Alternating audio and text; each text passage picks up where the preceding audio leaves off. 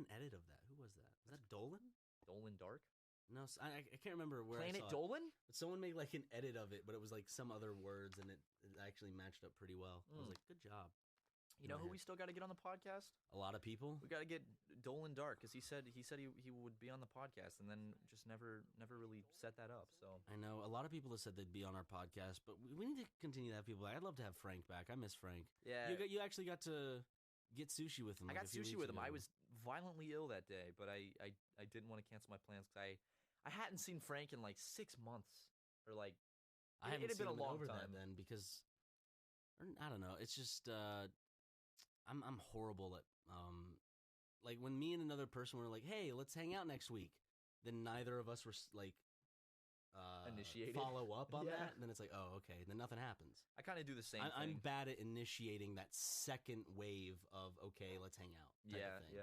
I'm always down. Like I'm like, okay, sure, let's hang out next week, and then I'll say nothing, they'll say nothing, it's gone. With Frank, it's like we hang out with him and we have a blast, and we're like, dude, why don't we hang out more? Like, let's hang out more, and then we just don't. You know, it's like we'll get lunch with him, or he'll come over and like hang out with us, and we'll just be like, God, dude, I love you, Frank. Why don't we hang out more? Yeah, let's hang out more. Like, what are you doing next week? It's like, I don't know yet. Okay, well, let's get together, and then just nothing ever happens. Yep. But I got sushi with him, had a nice talk. Same old Frank. You went to Kula. Right? Little Tokyo. Kula's always just absurdly busy. Like, to a point where it's, like, the sushi's not that good. It's the best sushi I've had in L.A. Oh, I wouldn't go that far to say it's the best quality sushi out here. Oh, I think it is for sure, but that's my opinion, so. Yeah. Well, your opinion's wrong, because quality can be judged and measured and... Nope. Yeah. Kula has very high quality sushi. I'm sorry you feel that way, Matt. That's my opinion, Ryan. For a guy who went to Japan and had all sorts of fun little snickerdoodles, I'm surprised that Kula is the well. You also haven't gone to many places. I forget that you haven't gone to like that many sushi places in LA. Yeah, I haven't. I've been to like 3 or 4, but out of the ones I've been to, I think Kula is the best in my opinion. Of just the quality of fish and everything like that. Yeah, just fish, rice, the way it tastes. I like it the best. Oh, and price. It's got good price. It's a good place. I wouldn't go as far to say it's like the best. It's definitely up there. Probably like top 3 for me of places that I would like to go if I have a craving for sushi. Like Kula is that place where if I have a craving for sushi, it'll like meet it. It'll be like, boom. Kula is the first place in my head that I can go because the prices are good and the quality of the sushi I think is above the price type of thing. Yeah. So I had the best sushi of my life, and I was in Shibuya, which is a real busy part of Tokyo. And we went to this restaurant called I think it was what was it? Weibo or something? I don't remember what it was, but it was this rotating sushi bar, and every plate was like a little less than $1, I think. It was the fucking best sushi I have ever had. It was unbelievable how good it was, and they had so many different types of sushi you could get. I want to go for the ramen. I love ramen. Oh, I like ramen. I've never been like crazy about ramen for some reason. I don't know. It's just a big bowl of soup, and you can put whatever I want in it. I did go to a ramen place that's like very famous, and usually it has like a 2-hour wait. But me and Christian went at just the perfect time where there was no wait and not that many people there. Yeah. Where every person gets their own booth essentially. Ooh. So it's like a bar with little like walls, and you have a little window in front of you, and they you give them your ticket through that, and then they bring it through the window and like put a little curtain down so they know you're eating. They put the curtain down so you can't see them and they can't see you. Yeah. And you just sit there in your little booth and you eat this ramen. It's fucking incredible. And you buy it with a ticket before you go in. So you go to a machine, a little touch screen, you pick what you want, you put the coins in, gives you a ticket, and then you just hand it to the people through the window, and then they just bring it to you. That sounds fun and delicious. It was. But man, I love me some good sushi. I like sushi more than ramen. Yeah. Do you like ramen more than sushi? I think I like them equally. It's just, I guess, dependent on the mood I am. Because I love sushi and I love ramen. There's those times where I just, like, hey, you want sushi? No, I really don't feel like sushi right now. Or, do you want ramen? No, I don't feel like ramen. It's like, I don't feel like ramen, I can have sushi. If I don't feel like sushi, I can have ramen.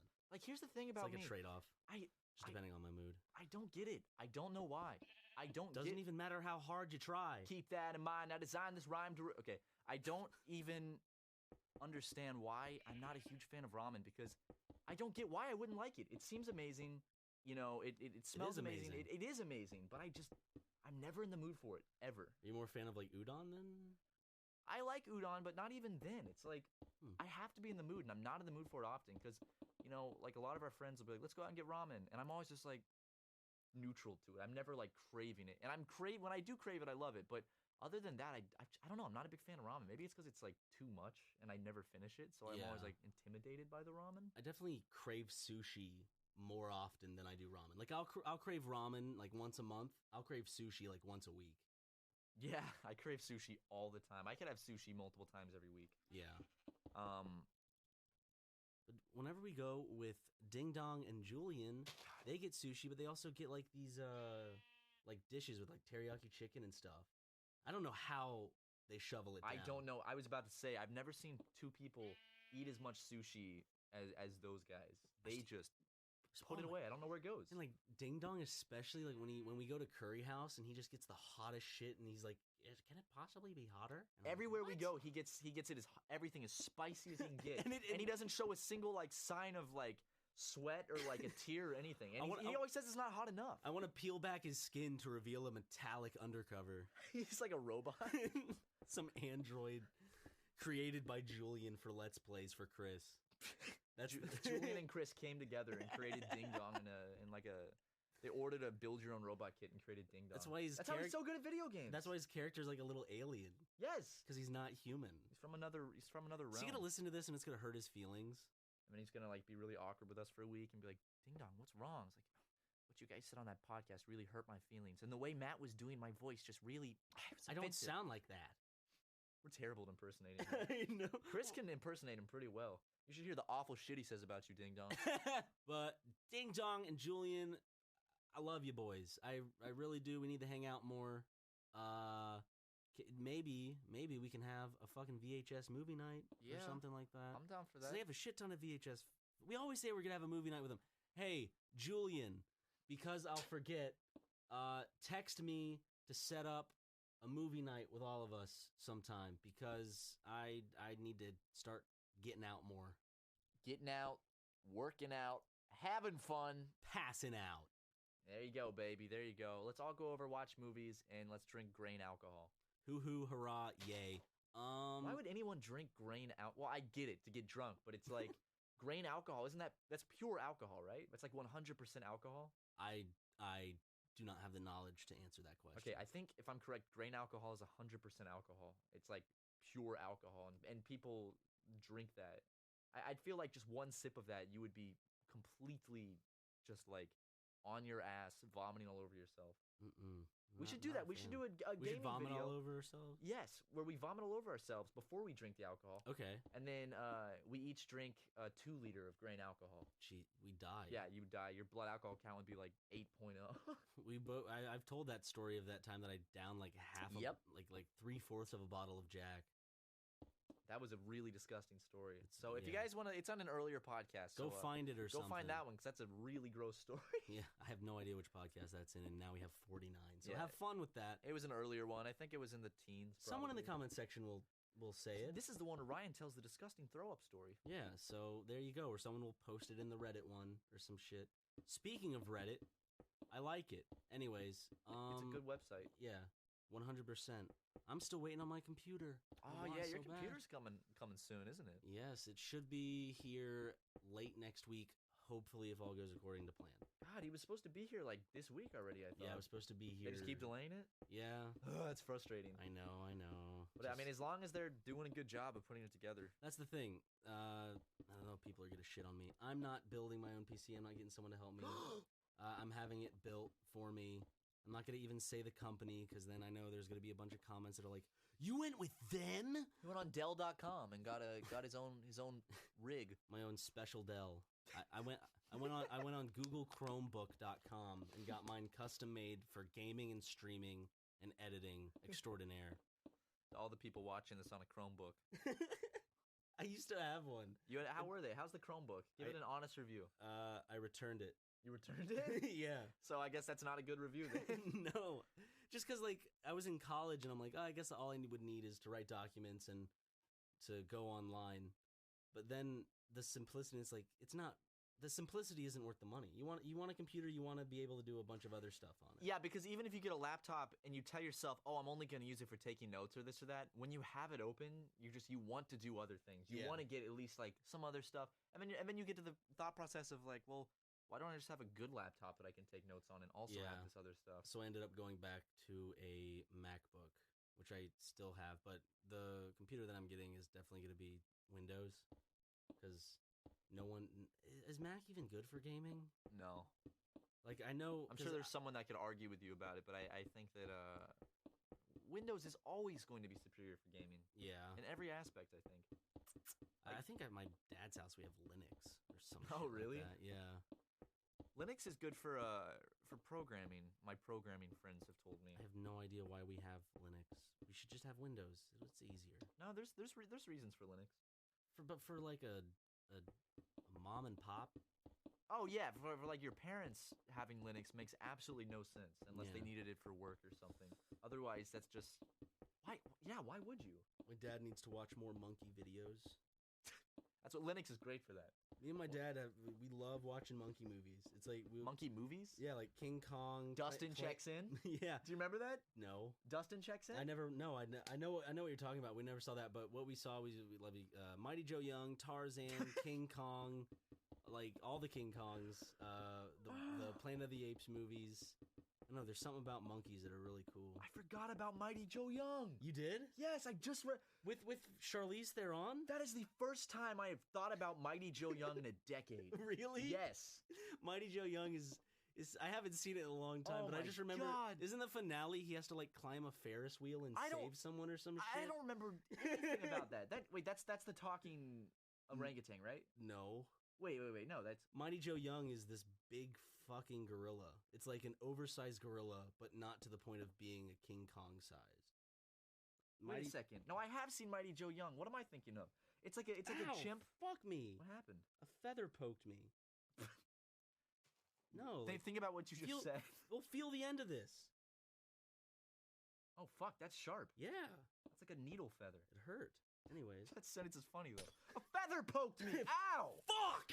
No, there was a movie where it was like a chimp, and he was like an action spy or something. What the fuck? My friend and my dad took us to Blockbuster when we were young, and my friend, I didn't want to get it, but my friend really wanted to get it. Was it skateboarding? It was like skateboarding chimp. He's skateboarding. Is that the one with where on the cover like he's like wearing a sidewards hat? Yes, he wears like, a hat. Hold on, or some shit. Let me look this up real quick. Skateboarding chimp movie. I wrote skateboarding chump movie. I'm sure it'll. Oh yes. What is it called? MVP, most vertical primate. Can I see this? That's exactly what I was thinking. Those were like the Air Bud of monkey movies. There's a 3.5 out of 10 on IMDb. God. But look at Mighty Joe Young. Are you sure? We're talking about the same thing when Mighty Joe Young. Mighty Joe Young with Charlize Theron and Big Gorilla. Mighty Joe Young. I have not seen Mighty Joe Young. Never mind. Tisk tisk. I'm sorry. Oh no. The remake. Yes, I have seen the remake. Okay. Oh wait. What? Yeah, no. There's an old one. Yeah, there's an older one. I have seen the remake, but I don't remember anything about it. All I remember is that I think there's a Ferris wheel that he climbs at the end. I think. He rips the girl out of it and throws her to the ground. And that's how it ends. Something like that. She like breaks her neck. Did you see The Amazing Spider-Man 2? No, I did not. I saw The Amazing Spider-Man. Okay. Good. I'm sorry that you also had to see the first one. No Spider-Man movie will top Spider-Man 2. I'm sorry. I'll mention that. 3. Oh, I forgot about 3. What a classic. But legitimately, Spider-Man 2 is... it's going to be hard to beat. I don't... You haven't seen Again, Spider-Man that's another 2? one of those movies that I saw it when it came out. Spider-Man 2? Yeah, and I don't remember With Doc Ock? No, I watched it at my cousin's house now. I remember it now. And like it had that very morbid scene where the claws were flinging around a bunch of surgeons and killing them. Yes. It's like very disturbing. Dr. Octagonopus. Blah. Woo! Woo! That's funny stuff, Remember when that popular thing that everybody knew about existed? God, man. Most vertical primate. Who came up with that name? MVP. It's like they wanted to call... genius. You know, they came up with like MVP. They saw that and like, how can we make this... Okay, monkey, no, most vertical primate. Why didn't they could have called it VIP and called it vertically inclined primate. They could have called it FBI freaking big Indians. Yeah. Freaking big Indians, bro. And it's like 20-foot Indians that ride skateboards. I'd see it. And they got a race, Mighty Joe Young. Did you say 20-foot Indians? Yeah, like 20-foot Indians. Like they have 20 feet? Yeah, it's like each Indian has 20 feet on them. Have you seen, we saw it, right? Remember that clip from that Indian movie? I don't remember if Chris showed us. It was like that guy, and there's like 20 of him, and he can rearrange all of his bodies to create like a massive ball that rolls around, and then he makes like a big gun out of himself. I don't think I've seen that. It's the fucking most insane scene of any movie I've ever seen. He makes a gun out of himself? It's some foreign movie from India or the Middle East, and imagine like 100 men in like black tuxedos that are all just arranging themselves to be huge like formations. Like I think they make themselves into a huge hand, and then they're grabbing shit, and like they're master like a ball. hand? Yeah, dude, it's crazy. I'm sure someone in the comments listening knows exactly what I'm talking about. And if you do, maybe link it in the comments. Let everyone else see it. Maybe we'll pin that put comment. links in the comments. They can fucking try. Or just say tell what people need to look up. Just look up Indian man, many of them fighting big. Indian man, many of them fighting lots of them. I'm gonna search that right now and see if that comes up. Okay. Okay. Indian man fighting many of them. And what was the last part? I think it was many Indian man fighting lots of them. Was that it? No, it was Indian man, many of them fighting lots of them. Well, I searched it, and here we go. Indian common man beats Indian police. Epic fight scene on streets. Gone wrong? It's just a dude beating the shit out of a Indian police officer. Man, that's good. I'm going to subscribe to this channel right now. Indian man beats up police officer at 3 a.m.? Never beat up an Indian police officer Gone at 3 wrong? a.m. What the fuck is with that new video trend of like... I looked it up in trending. There's a good bit of videos, and there's this channel that does it a lot. Are people stupid? Something at 3 a.m. It's the always same shit 3 as like, a.m. I called the boss baby. I called Donald Trump, and he answered the phone. Stop. No, you didn't. It's clickbait. They took down Derv for that. Derv, the little kid, he got his channel terminated for that. Wait, really? Yeah. Why? Because it's clickbait. Really? Yes. They took down his channel for that. And the reward giveaway, because remember he was doing the gift card shit? Oh, apparently yeah, he never fulfilled that. He never did it. Jesus Christ. He was just baiting people, so they took his channel down. Good. Okay, that's clickbait, fine. and that's cheating the YouTube algorithm system to promote yourself without having anything to show for it. They're just saying like, that's taking advantage of people being like, hey, like my video, subscribe and comment for a chance to enter my gift card giveaway. It's like, that's bullshit. There's good clickbait and there's bad clickbait. Good clickbait works like a headline, you know? I mean, it where still like delivers. It intrigues you and then delivers on that. Kind of like, I think some of the best examples of that would be Coyote Peterson's videos. Yeah, because he still fucking gets bit by all this shit. It's Yeah. not like he just talks about it and then doesn't actually, or it's some like almost that. Or like the guy, like bad clickbait, for instance, the guy that did the Pokemon Go to Area 51 video and put Mewtwo in the thumbnail. Well, he got more views than us. He got way more views than us. So we should have put Mewtwo in the thumbnail. We should have done stupid clickbait. Yeah. Like all those videos, it's like do not call this number at 3 a.m. or like scary spinning doll challenge at 3 a.m. gone wrong. I called Mr. Mosby at 3 a.m. Gone wrong. Do not call Mr. Mosby at 3 a.m. He'll come to your house and fucking you. That's what Mr. Mosby does, dude. He did that in Sweet Life of Zach and Cody. Yeah. And just like that, our sponsors are gone.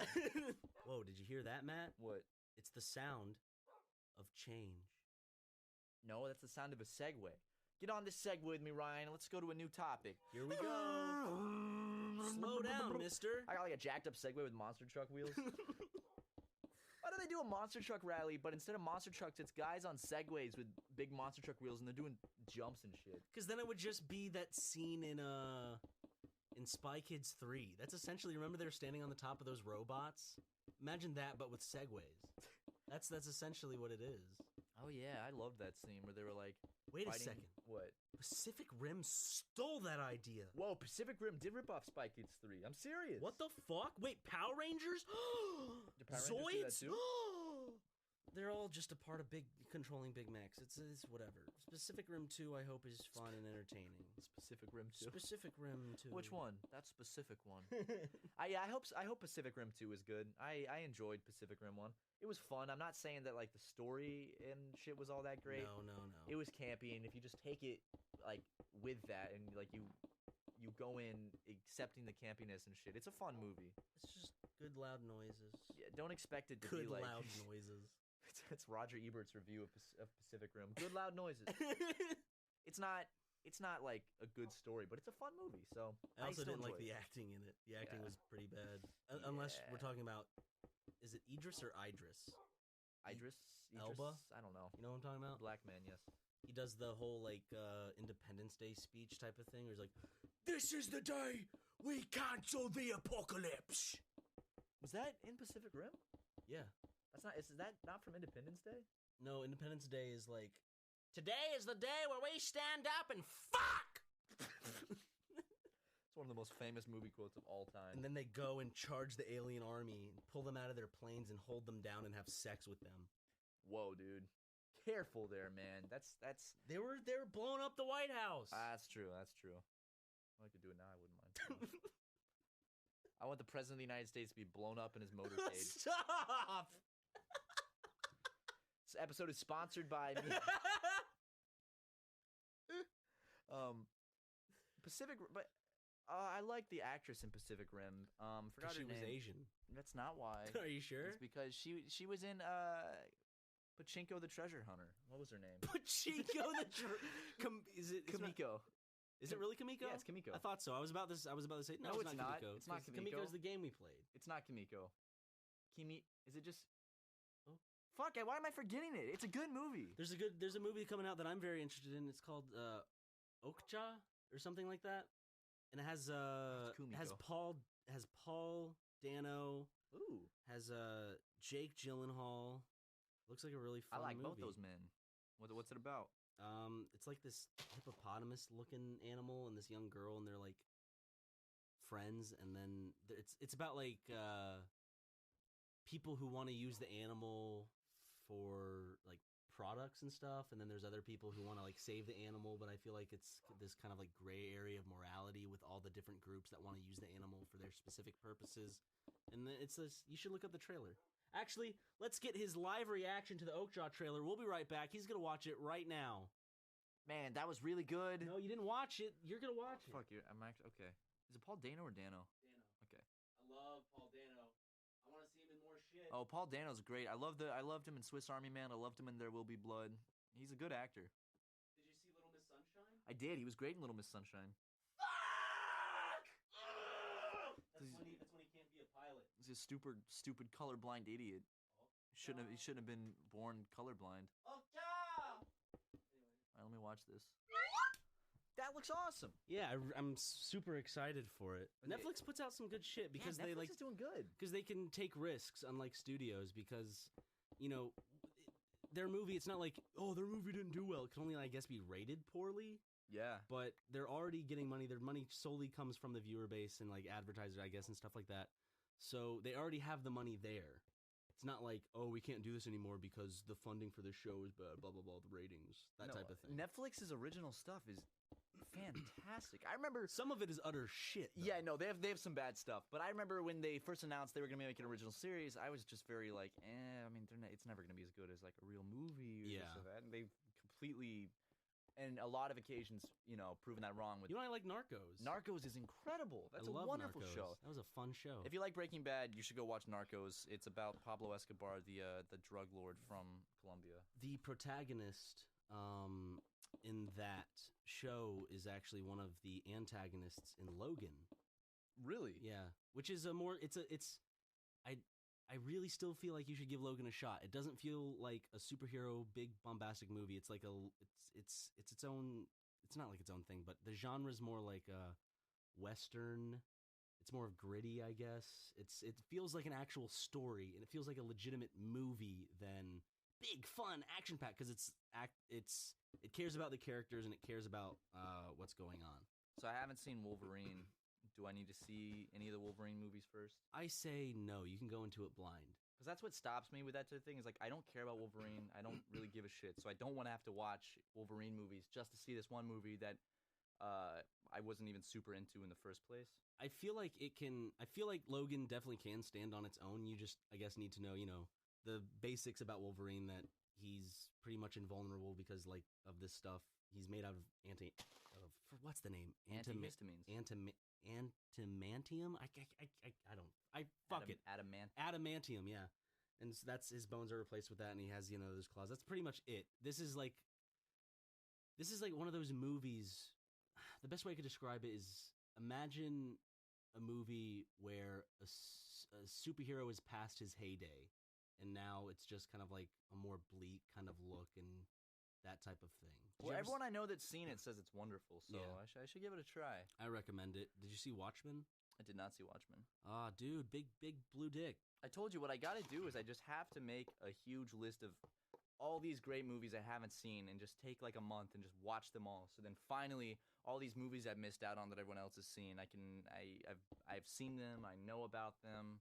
I'll get the references when people make jokes. I still haven't seen Pulp Fiction. You fucking guy! Or Reservoir Dogs. Oh, what? Ryan, oh no. You would love those movies. But I've seen both the Kill Bills, so that's cool.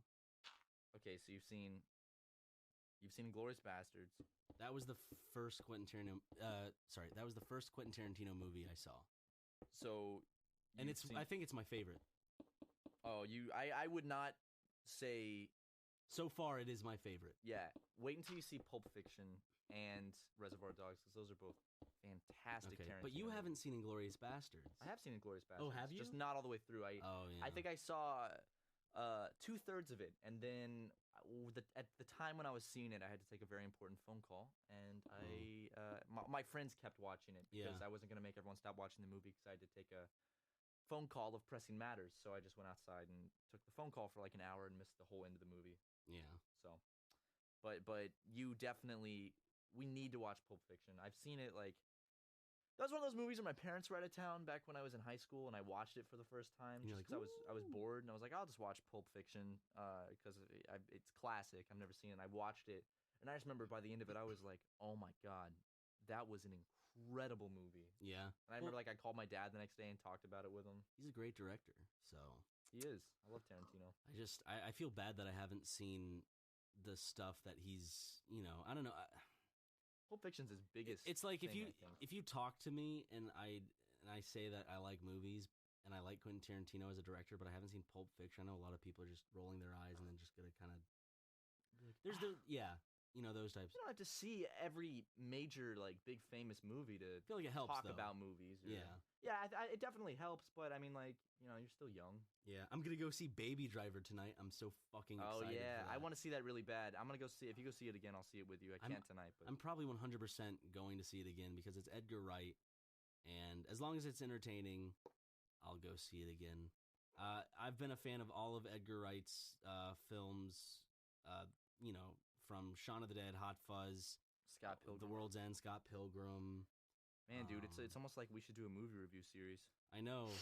Isn't that crazy?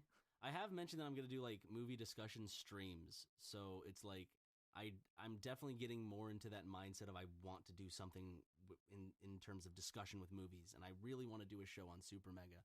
But as I said, it's just this thing where I'm so lost in the setup for what I want I guess what I want the show to be. And just, I don't know, I don't want it to be, too much like other shows. I want it to have its own vibe. But I feel like that's more in the personalities. Yeah, 100%.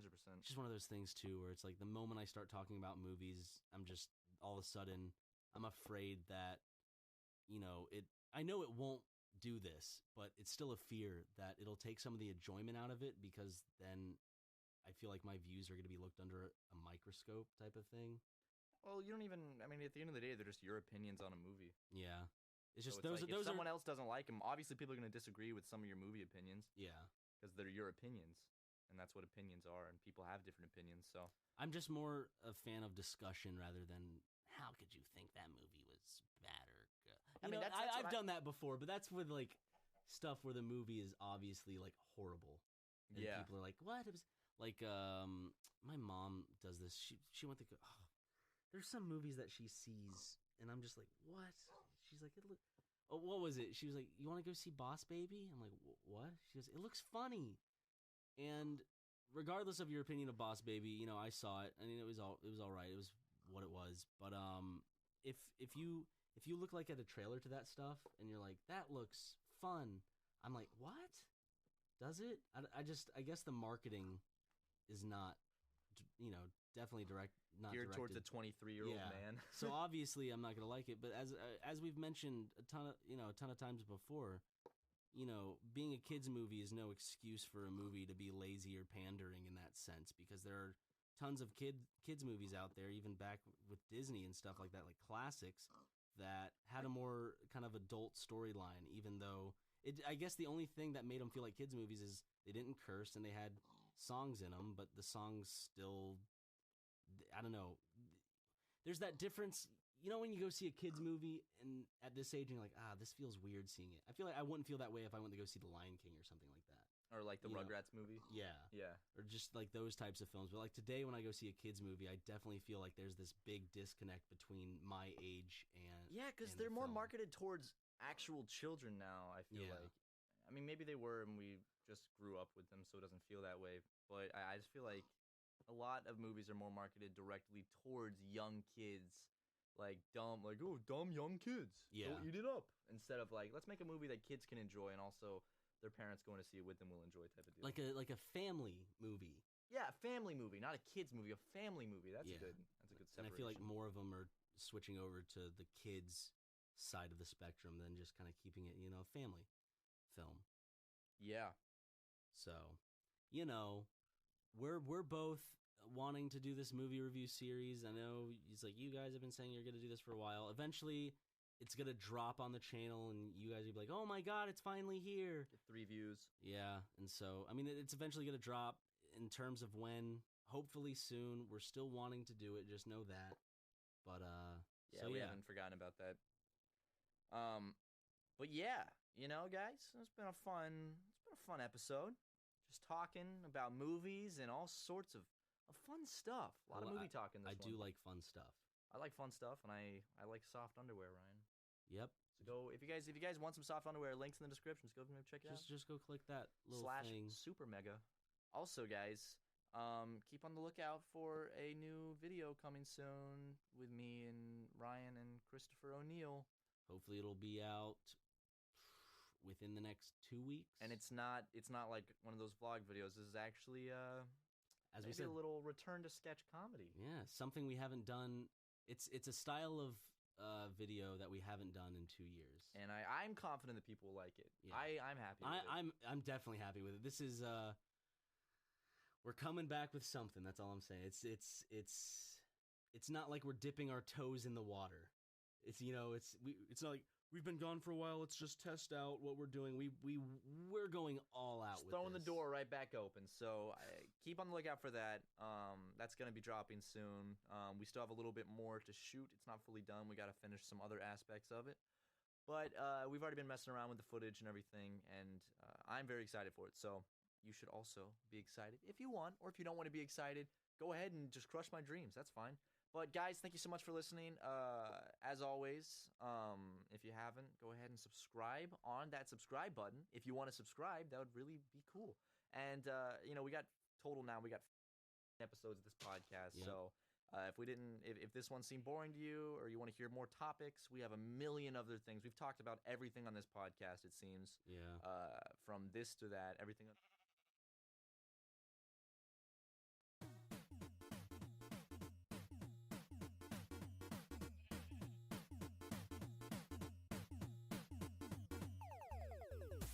Hey guys, welcome to a very special episode of our podcast. It's the 50th episode, Matt. It is the 50th episode of the Super Mega Cast. So, you know, it's good. It's here. Let's all clap our hands. Get excited. Everyone clap with us. Clap with us, please. Actually, don't, because if you do, you're a child. No, that's not true, Ryan. I think they're just having fun.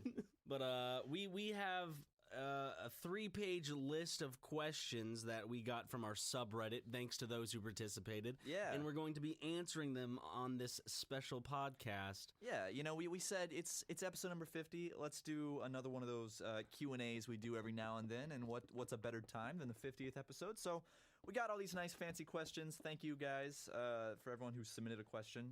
Not everyone's made it in, but maybe next time. Give you a little kiss on the head. It'll be all right. So the first question comes to us from Wichita? Wakta, whatever. They ask, what was your favorite podcast? The one that just felt natural, like a conversation with a friend and not something scheduled. You want to take this one? Because for me, what number was it? It was 47 or 48. It was the one where like we just got back. Yeah, that was actually one of my favorites too. I was thinking of saying the same one. Hold on. Here, we need a moment to think. Hold on. 48, Ryan takes a high school girl to prom. I love that one. That one was really natural and fun. And I really like... Why Caillou Have No Hair. Yeah, Why Caillou Have No Hair was a fun one. And I mean, of course, I like the ones we do with guests. The favorites of those, of course, being the ones we do with like Ross, Ding Dong Julian, Frank, and Chris.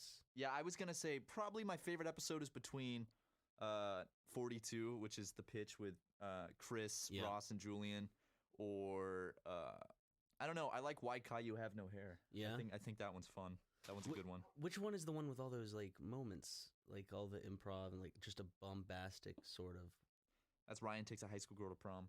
48 or 42 for me. The one that really flowed though was was 48. That just, I remember right after recording that podcast, we just had a really good feeling about that, and we rarely have that just gut feeling. Yeah, it was just fun. It was a fun one. Wait, what's your least favorite episode? Do you have a least favorite episode?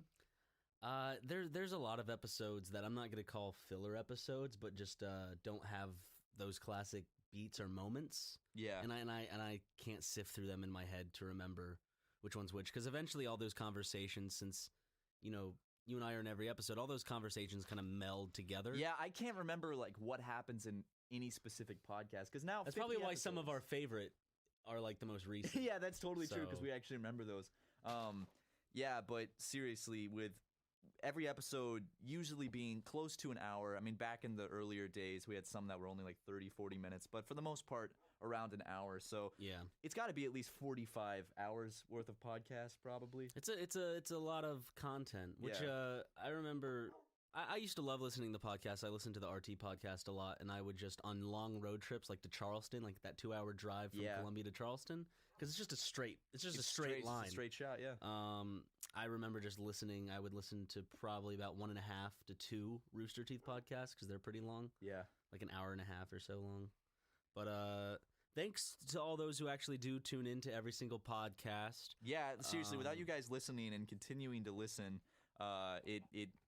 we wouldn't be able to do this. So thank you so much, and we love that there's people out there that genuinely enjoy listening to us talk on a couch about whatever. So thank you. And there might be a lot of questions we ask back to the audience. One of those questions I think would be, what was your favorite podcast? Those, just put it down in the comments section. Like, what was your favorite podcast? Or what was your favorite podcast moment? What was your favorite kind of segment that we've done on a podcast? Yeah. Your favorite guests, just whatever. Or who you want to see. Yeah. We'd love to. We do want to get a lot more guests. So whoever you want us to do a podcast with, let us know, and we might make it happen. Matt, you go on to the second question. All right. Second question comes from Google Chan, and they ask, they say, Ming corners you on the way home and asks you to stick a baggie in your urethra. The baggie is full of cocaine, and the police are pulling up. What do you do? Well, that's pretty easy. I would tell the police. I would say, like, hey, she's giving me cocaine. Why would I? Or I just walk away. Like, it's not like I have the baggie in my hand. It's not like, oh my God, you have the baggie in your hand. The police are pulling up. They think it's your crack. What do you do? It's just, she asks us a question. I say no. The police pull. Yeah. I mean, I could see probably they meant, the person who asked the question maybe thought that it was like, oh, we have the baggie in our hand. They're going to catch us with crack unless we hide it in our urethra. But Google Chan, I'm sorry, the way you worded the question, we get a really easy escape from this predicament. Also, that it seems like I'm trying to save Ming from going to jail. So it's like, here, Ming, I'll put the drugs up my urethra so you don't have to go to jail. It's like, no, I don't care. I saw them. She was actually performing like a dance for all of them. Nice. Like 3 days ago. No, like probably what a week kind ago. Of dance? Like just like a fun dance? It was like she was hopping from one foot to the next, and like her hands were like this. Oh, hell yeah. And then like I think everyone was like laughing. They were like, ah, yeah, haha, and she was laughing too. So. Oh, I'm glad she was having fun. Ming, if you're listening, I've changed my mind. I would stick the cocaine bag up my urethra just for you. Just for Ming. Just for you. So are we moving on to question 3 then? Let's go on to question 3. Okay, this question comes from Milko3399.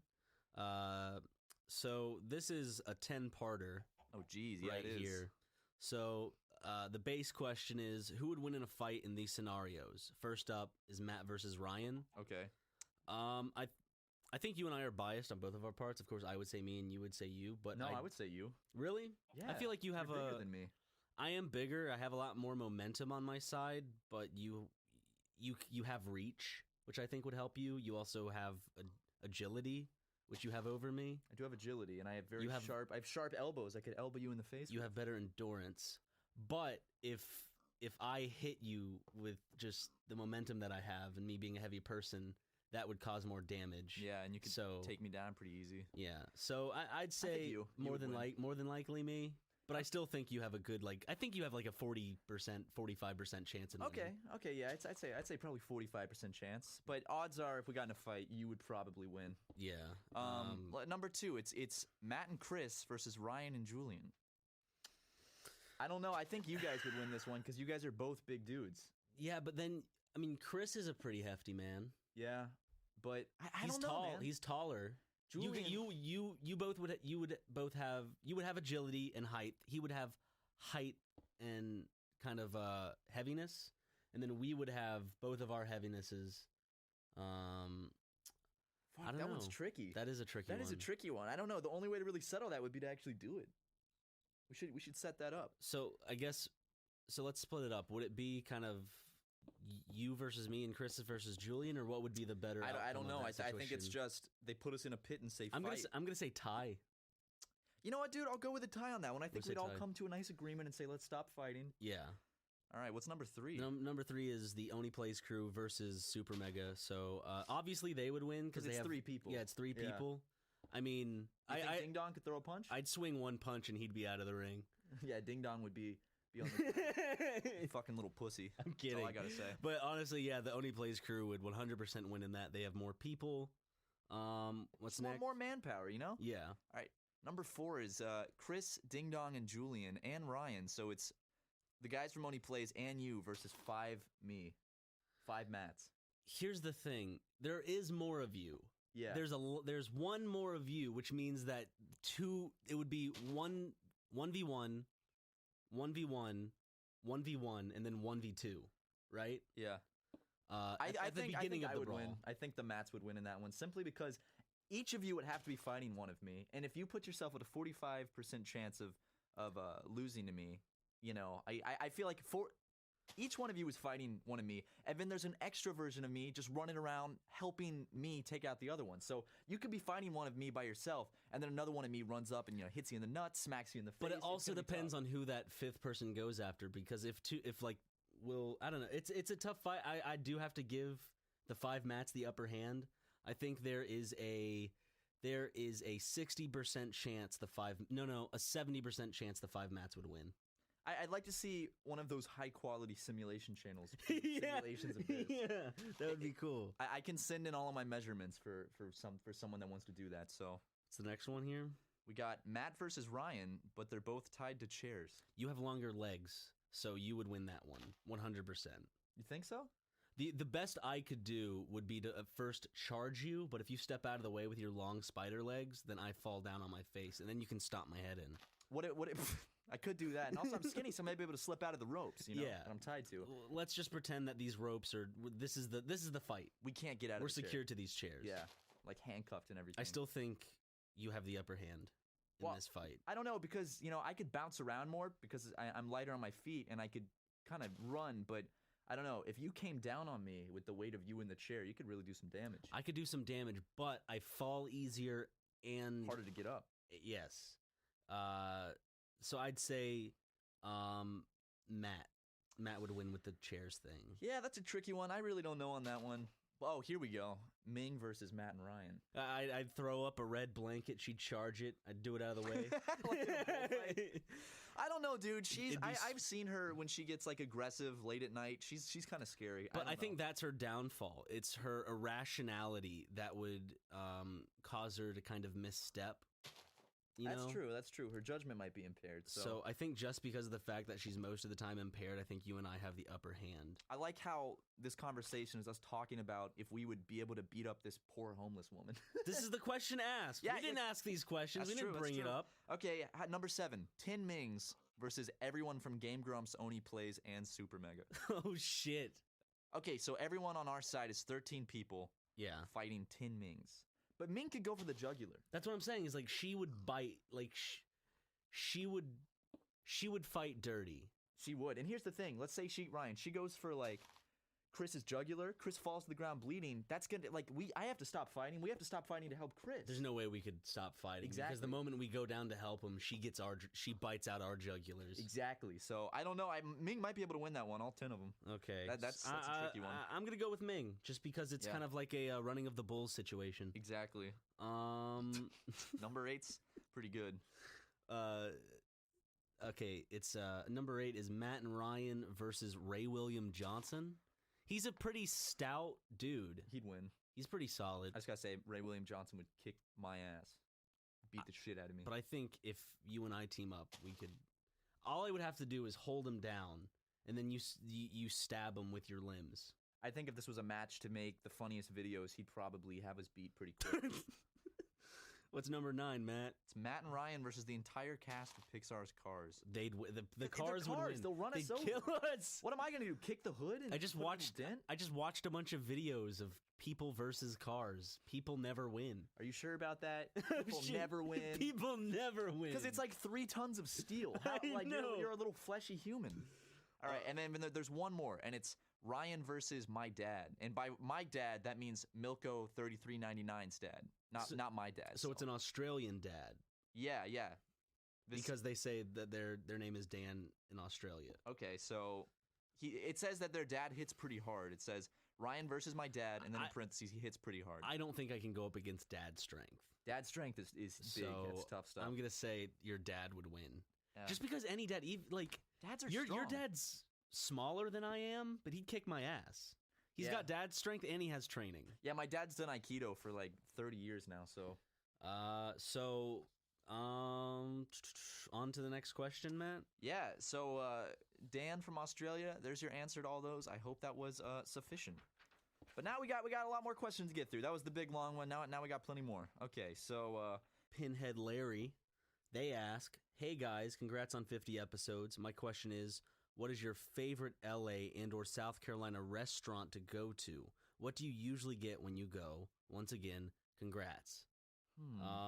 First let's start out with just our favorite LA spot. Whenever someone asks for our favorite, I can never really delegate a sole favorite. I'm just gonna say one of my favorites and the one that comes to my mind at the current time. Okay. Because I think sole favorites are always really difficult because it's all time-based type of thing because your opinions change over time. Based on what you're in the mood for. But, oh man, this is a hard one. I got one. Okay. For LA, I think that my favorite place I've ever eaten at in LA has to be Pink's, the hot dog place. I've only eaten there once though, because every time I've been, the line is down the block. And I went at midnight with 2 of my friends, and the line was still down the block at midnight. Okay. But they're super famous for these hot dogs, and they're incredible. So if you're in LA, I think it's on Sunset Boulevard. I might be wrong, but you should go check it out because it's amazing. Mine would have to be either. See this? I can't. It's Rallies. Like I'm thinking of all this food. It's all good food, but it's not food that I'd write home about. Except for I guess Din Tai Fung is pretty. Din Tai definitely Fung's really amazing. Good. Fogo de Chao. Fogo de Chao's good, but this is all expensive, stuff that I'd eat once a year. I haven't had Fogo de Chao in over a year. I haven't either. It's expensive. Yeah. I want to spend a lot of money on food. I wanted to do it for my birthday, but I was like, rent. Fuck it. I'm gonna go with just one of my favorite Thai places currently. What Dong Moon Lek Noodle? What? That's what it's called. I don't know. What dong moonlek new? Yeah, all right. That's really what it's called. I like their pad thai there. It's decent. It's really good. Hell yeah. But as in terms of South Carolina, I think we probably got the same one, if I had to guess. if we have the same one, Yeah. okay, you go. Mama Kim's? That's one of them. I have two ones that I really want to shout out. Okay. Shout So 'em out. Mama Kim's is 100%. That's on King Street in Charleston. It's so fucking good. It's like Korean, Japanese. And they have the white sauce, They got the which white they don't sauce. really have here. No, that's pretty much only a thing in the South, apparently. And but my second place would have to be Groucho's. Oh, Groucho's is really good. is fantastic. It's a great sandwich place. They have multiple. There's one. I know there's one in Clemson. There's one in Irmo. I don't know if there's one in downtown Columbia. I know there's a sandwich shop that's similar. That's like a branch off of Groucho's because the two people that did that just eventually separated. Yeah. But Groucho's is phenomenal. Their STP dipper is my favorite. That's pretty good. I do have to admit, it's pretty good. I've had it. Pip Ostrello asks, who are some of your guys' biggest inspirations for making content / let's plays / comedy stuff? Oh, geez. I'd say for me, biggest inspirations probably, I think like, if it's not apparent with my editing style, people like Eric Andre, Nathan Fielder. But I guess in internet creators, I don't know. I guess just my friends that I'm around, they influence me a lot. And In terms of inspirations of comedy, Sacha Baron Cohen, just because he's like absurd and ridiculous, Yeah. and I really do like his stuff, which goes along the same lines as Nathan Fielder and Eric Andre. Just that side of the comedy spectrum speaks to me currently a lot. same, yeah.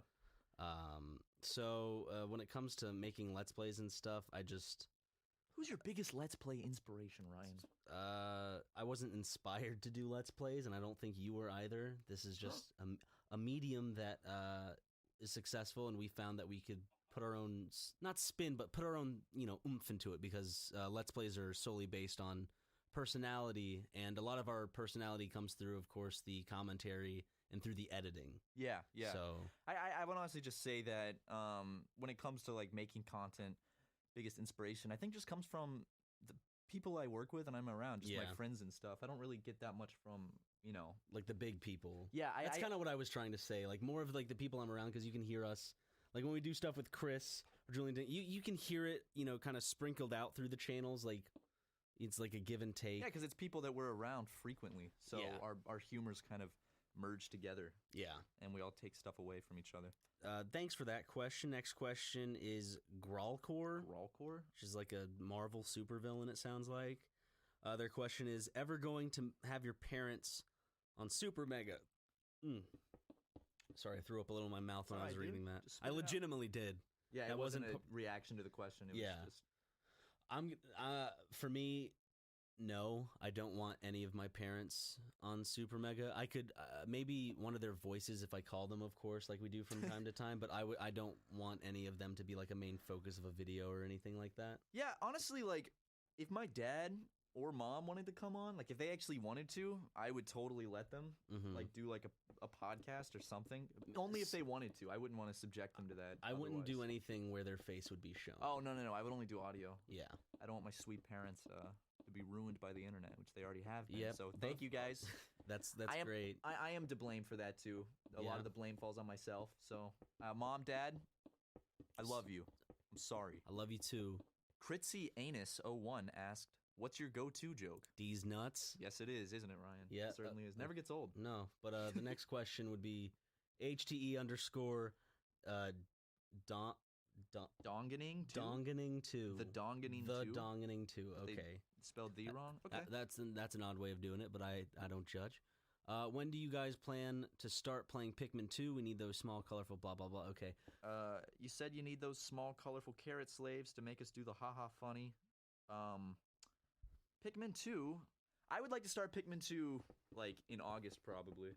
Have that be like our kind of like, you know how we always have, I'm not going to say cutesy series, but like the Katamari type of series. Yeah. I feel like that's More after casual series. maybe after this Katamari, we're going to take a little bit of a break and then maybe head into Yeah. Pikmin 2. So I think it's definitely going to be within the next few months we want to start Pikmin 2 because I love Pikmin 2. It's Very fun game. It's longer than Pikmin 1, but it's I think it's a lot more freeform and a lot more fun. All right, Mocking the Elderly asks, what music have y'all been bumping to lately? I've been listening to more Tyler the Creator than I have in the past. I had a really big kick of Tyler the Creator, probably freshman year of college, freshman and sophomore year of college. Then I dropped off, and now I'm listening to all his old stuff again. Yeah. And then, of course, now I'm listening to more movie soundtracks, and the current one that I'm listening right now is the one to Baby Driver, which is like think of it as like a mixtape of like just all a bunch of different artists and stuff. Oh, it's that's just a bunch of the songs that they chose for the soundtrack of the movie are all really good, and hopefully you'll be able to see that movie soon, Matt, because I thought it was fun and enjoyed it. I've been listening to this Chinese rap group called Higher Brothers. They're fun. It's a fun group of guys. I don't know what else have I been listening to. I listen to a lot of like, sounds super dumb, but I like a lot of 80s Japanese retro music. I have a big playlist on my personal YouTube channel of shit that I listen to. It's nice to fall asleep to and listen to while I'm working. Like a lot of weird instrumental, kind of like jazz fused Japanese. I like whatever you play. It's just unfortunately I'm not like you when it comes to that. Like I never think to collect that music and put it in something or to save it. So I'll end up always forgetting about it. I just make a little likes playlist or something. Just throw it in. I've been listening to a lot of lo-fi hip hop, like the chill stuff. You know those those streams on YouTube. Yeah, where it's like the 24-hour, just like chill. I always streams. love what's coming out of your room. So. Oh, thanks, Ryan. I didn't know you liked it. Yes. Maybe I'll play it even louder. Nah. Okay. The Ant Bear asks, will you ever make songs again like Blonde Boys, and what games will you stream on Twitch? For the first part of that question, maybe maybe keep your eyes out. Maybe wait a few weeks. Who knows? Maybe. But what games do you think you'll stream on Twitch, Matt? I do definitely. I'm probably gonna stream a lot of GameCube Animal Crossing because I love that game, and I think it's a really chill game to stream on Twitch. And I also want to stream. I don't know. I've thought about streaming Paper Mario and the Thousand Year Door because I have a copy of it and I've never actually played it. I'm going to use streaming as an opportunity to play a lot of games that I've always wanted to, that I've never gotten around to, because there's a lot of games I want to play on Super Mega that I just haven't played before, and I know that there's such classics and so many people already know how to play them, so if I were to play it on Super Mega, I wouldn't know what I'm doing, and I'm afraid that that might turn people off from watching it, so I think streaming is a good opportunity for me to like warm up to these games, learn about them, get good at them, so then we can play them together on Super Mega as a series. So I'd like to stream like Banjo-Kazooie, Conker's Bad Fur Day, and even some old games. Like there's a point-and-click game that I love called Quest for Glory, So You Want to Be a Hero, by Sierra. Very fun game, so I'll probably do that some. And just some of my old favorites, some old games I haven't played in a long time. For me, it's just pretty much everything. I don't know how to... I don't think I'm going to have a main game. One of my main games may be Fallout 3, just because I like exploring the world and I think it's a fun game. But other than that, I'm going to be playing probably anything from Donkey Kong Country for the Super Nintendo to like Xbox 360, like Halo 3 to I may play some of the Crash Insane trilogy just because I'm getting into it right now. I just beat the first Crash. Now I'm on to the second one. I don't know, just like for me, I'm playing a new game almost every 2 weeks, so it's just whatever I'm playing or feeling the mood to. Some days I feel nostalgic. Some days I feel like checking out what's new. Yeah. And other days I just go back, probably just a few years to replay something that I didn't end up finishing. Yeah, and streaming, we've just been kind of held up right now because we're getting some help putting something together from our good boy Ding Dong. Yeah, and then we're going out of town, but once we're back, that's when I really plan to start streaming. I don't know, when my computer haven't had a tracking update. Yeah, they since, haven't updated you. The 30th. I've heard you in your room the past few nights getting furious at Crash Bandicoot.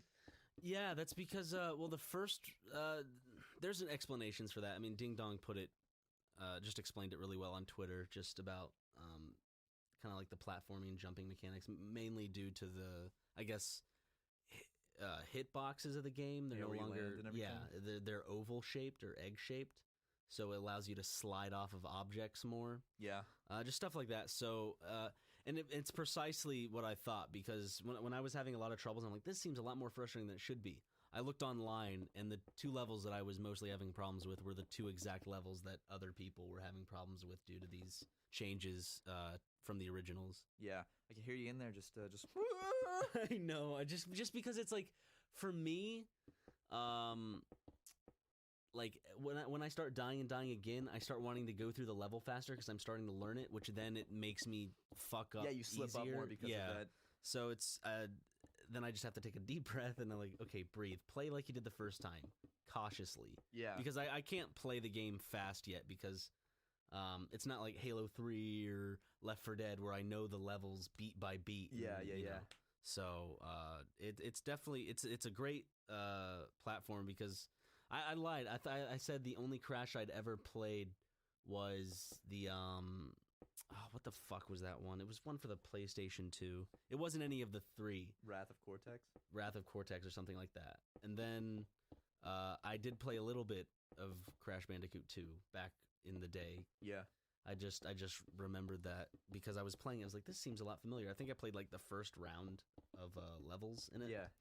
So, I like the Insane Trilogy. It looks decent, but it is one of the things is it is throwing me off because Crash 1, 2, and 3 they all look the same because it's you know, whatever. It would have been cool if like they did maybe different styles or something for each game. Well, what throws me off about the remake, and I never really played Crash, but at least visually what throws me off is it has this kind of uncanny feel where it looks a little too realistic to be cartoonish.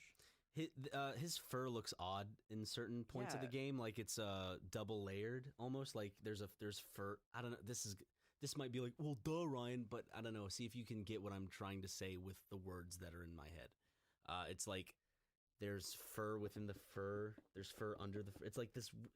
When people do fur in video games, sometimes you can tell it's like just layered on top of you. Yeah. I don't know how to express what I'm saying. If any of you in the comment section know what I'm trying to say about Crash's fur and how it looks odd. Yeah. Maybe you know the right maybe you know the right terminology that I'm looking for. Like I think like it looked good in the first like Crash games because he was cartoony and it's kind of this low poly style, so it worked, but it's like you can't make cartoon characters look too realistic, and I feel like I get it's a remaster, so they want it to look good, but I don't know. Like, I don't know if it's the shading or just like... No, there's not a real animal such as him. It's a bandicoot, yeah.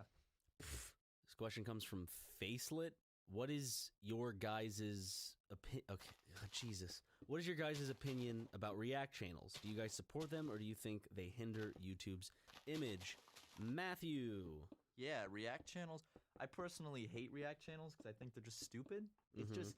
I feel like all it is it's someone taking someone else's content, music video, whatever, and then just watching it and then, not adding anything to it, but just being like, oh, wow.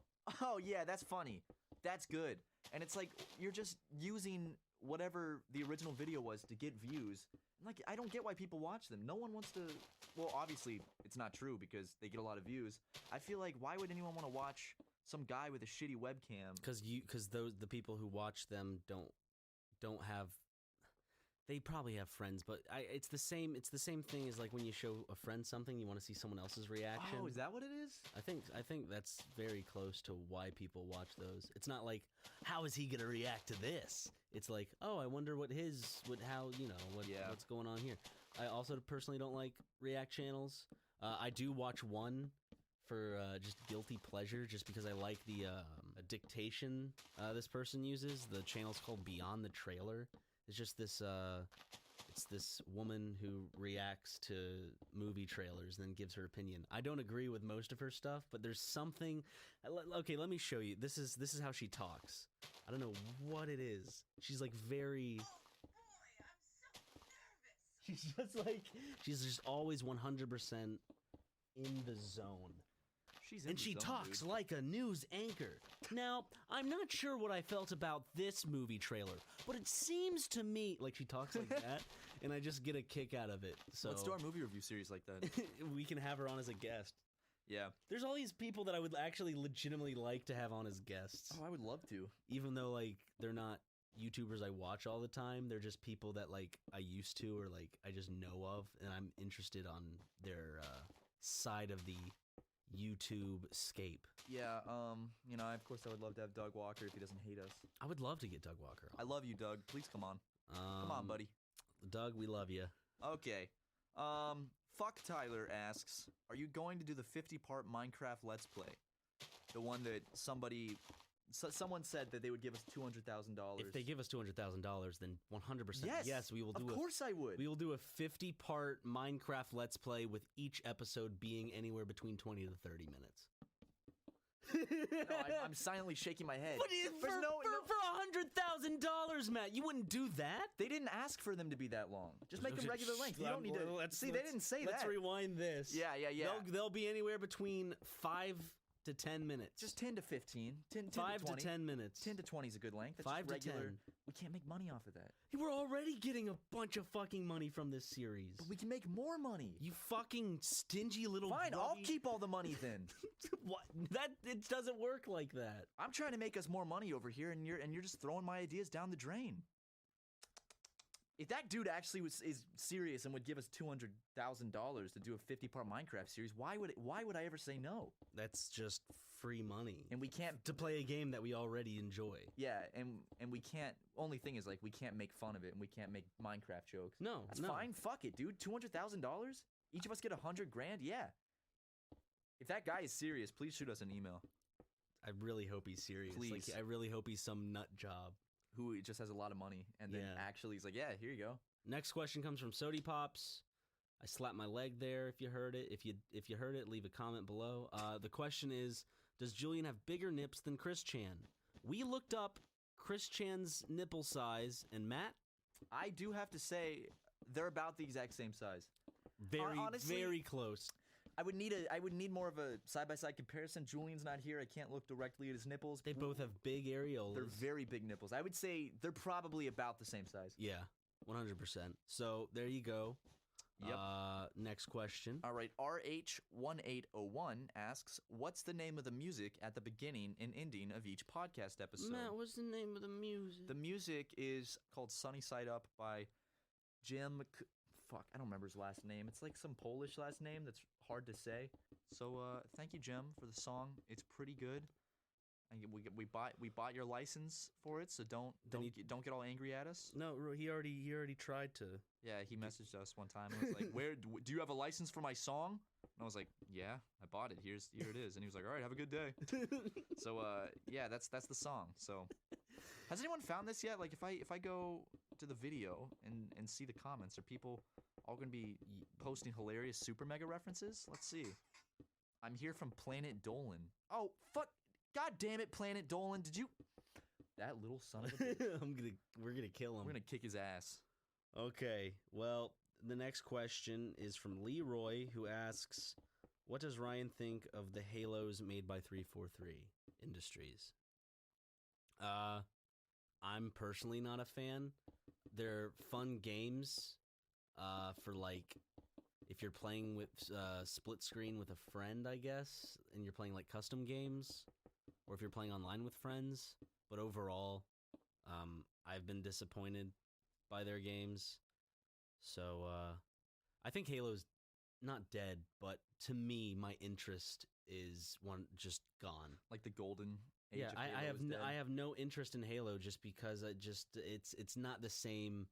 And it's not what pulled you in the first place. No, what pulled me in was Halo 2 and then Halo 3. I played Bungie's last Halo game, which was Reach, which I even personally didn't even like that one too much. Halo 3, just that's where the game felt just the multiplayer and everything felt good. The customization, being with friends, the just vehicles, so good. That's some good shit. But yeah, even though I think the games are somewhat entertaining with friends, I'm just no longer a fan of those games. So, oh yeah, sad face. R.I.P. All right, Griblin, it's like Goblin, but instead of an O, it's 2 R's, asks, don't you think one of you should affect an accent so it's easier for newer viewers / listeners to tell you apart? I gotta say, I see a lot of comments saying that they don't know who's who.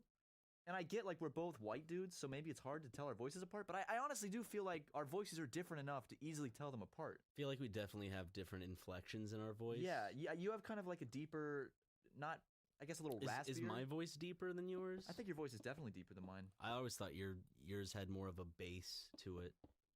It's like mine has more of a bass, but yours is deeper sounding. You know what I'm talking about? Like I guess, yeah. not like mine's more like, if this makes sense, it's like I have more bass.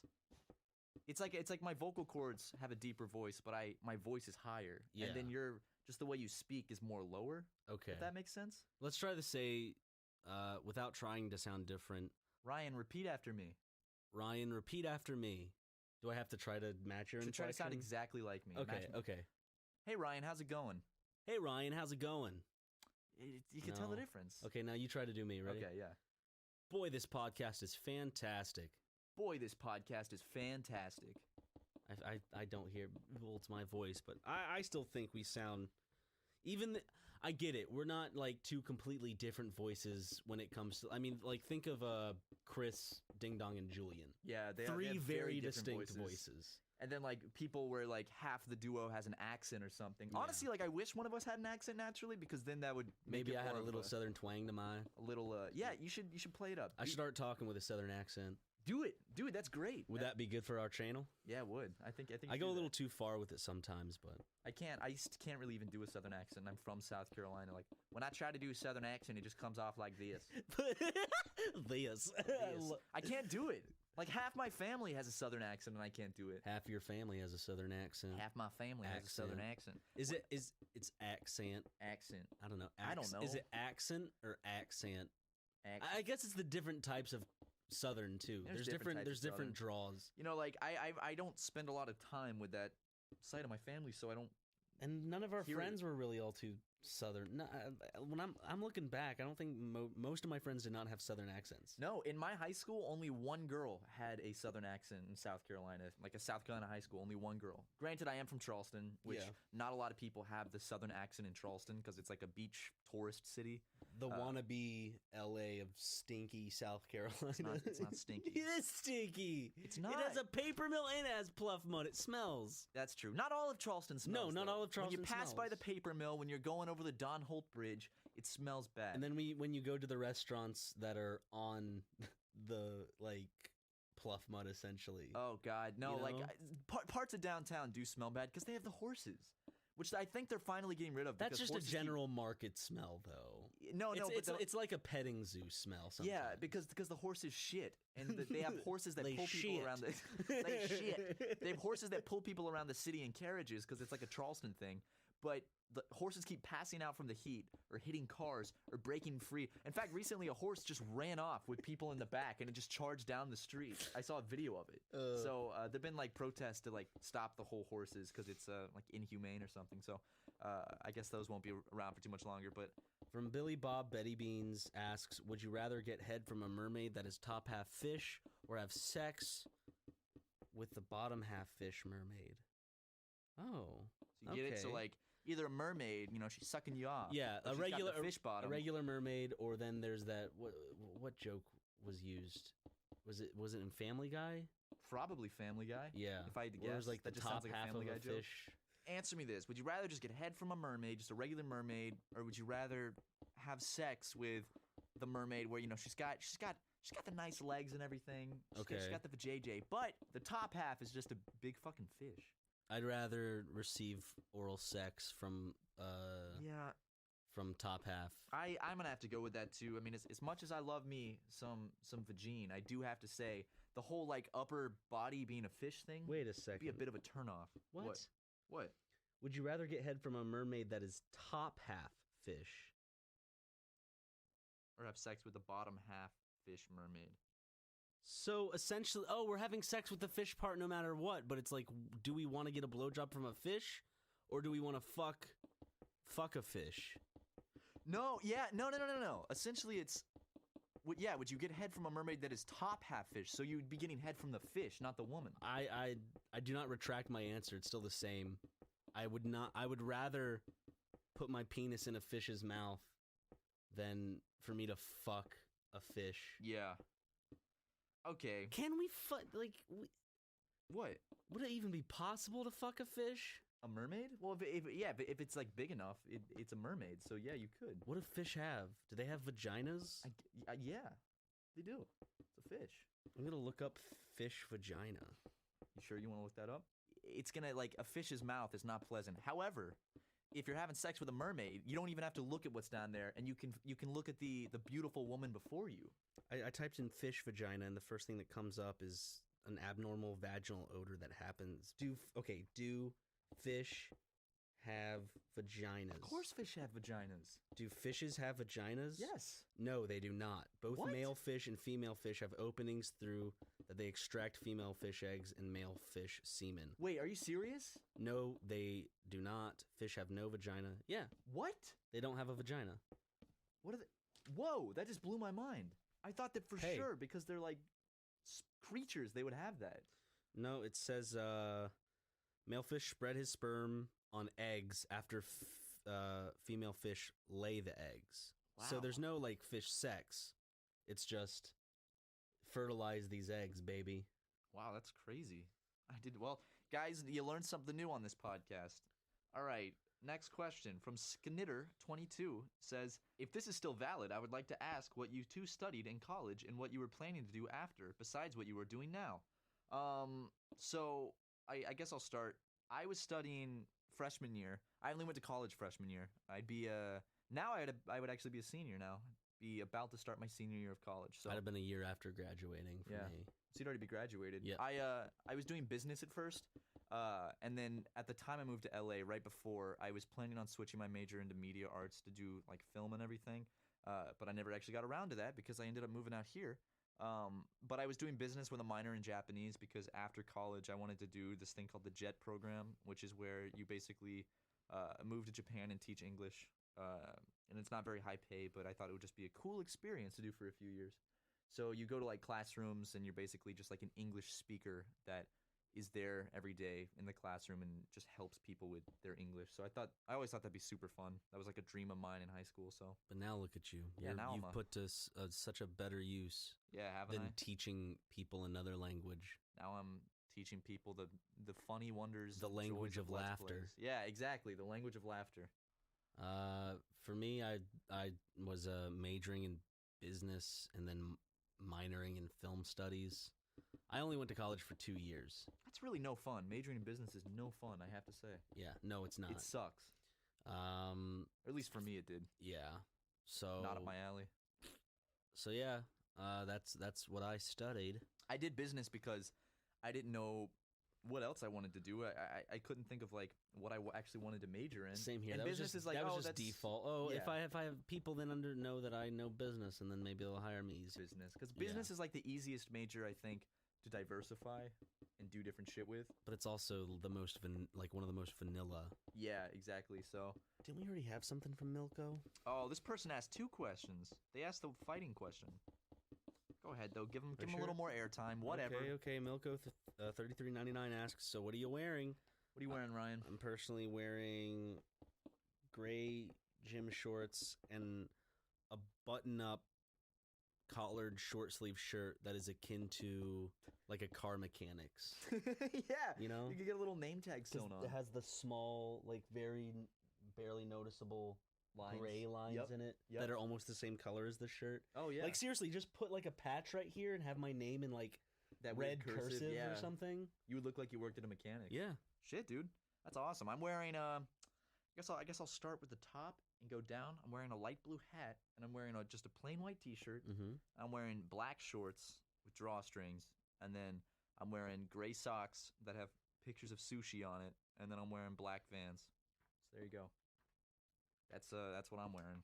That's the outfit. So nice. Just like I don't know. I had one of the. Sorry, I was so quiet there. I just had one of those moments where once you said sushi socks, I was just like, oh, of course. What do you mean, of course? Because it's like you so happen to wear sushi socks the day we're recording a podcast, so then people's constant nagging of your weeaboo-ness is then Oh yeah. Pushed forward. I didn't get more. these for myself, and I don't have much clean Here clothes comes right now. the defense, so everyone. that's why I got them. Mm-hmm. Krooksick, they ask, If you could ask Ming one question and she would answer truthfully and normally, what would it be? Oh man, that's deep. Oh wow. What would you ask, Ryan?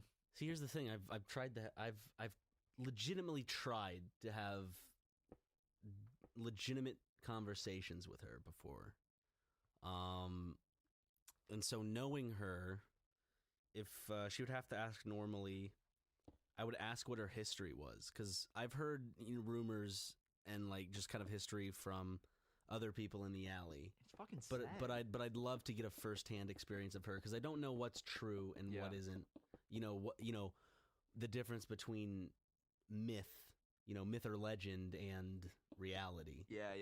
Because to me, she's a legend. She is a legend. She has her own legend. All the cops know her by name. They do. Apparently, I've actually talked to, like, they've called out to her. They like, get out of the car, Ming. It's like, really? Yeah. That's true. That's true. Then I don't know if I had to ask her any serious question for her to actually answer it normally. That's a pretty good one. Like her history. I'd probably ask like what. I mean, pretty much the same thing. I would just say like, how did you get to this point? Just to understand it, because usually I have conversations with other people and I can kind of understand where they're coming from. But her, there's just that barrier of the way she acts and the way she treats everyone around her, that it just acts as that barrier to where that understanding of what's going on. And maybe I don't need to understand shit. I don't have to, but I know I think it would be very interesting to hear her story. Oh, definitely would be a good story to sit down and listen to. Yeah, and also people have asked like, release pictures of Ming. It's like, no, that's not our place to do that. We're not ever going to release pictures or video of Ming. Yeah, that's not that wouldn't be right, because I don't think she's well enough to give permission for pictures of her to be released. So yeah.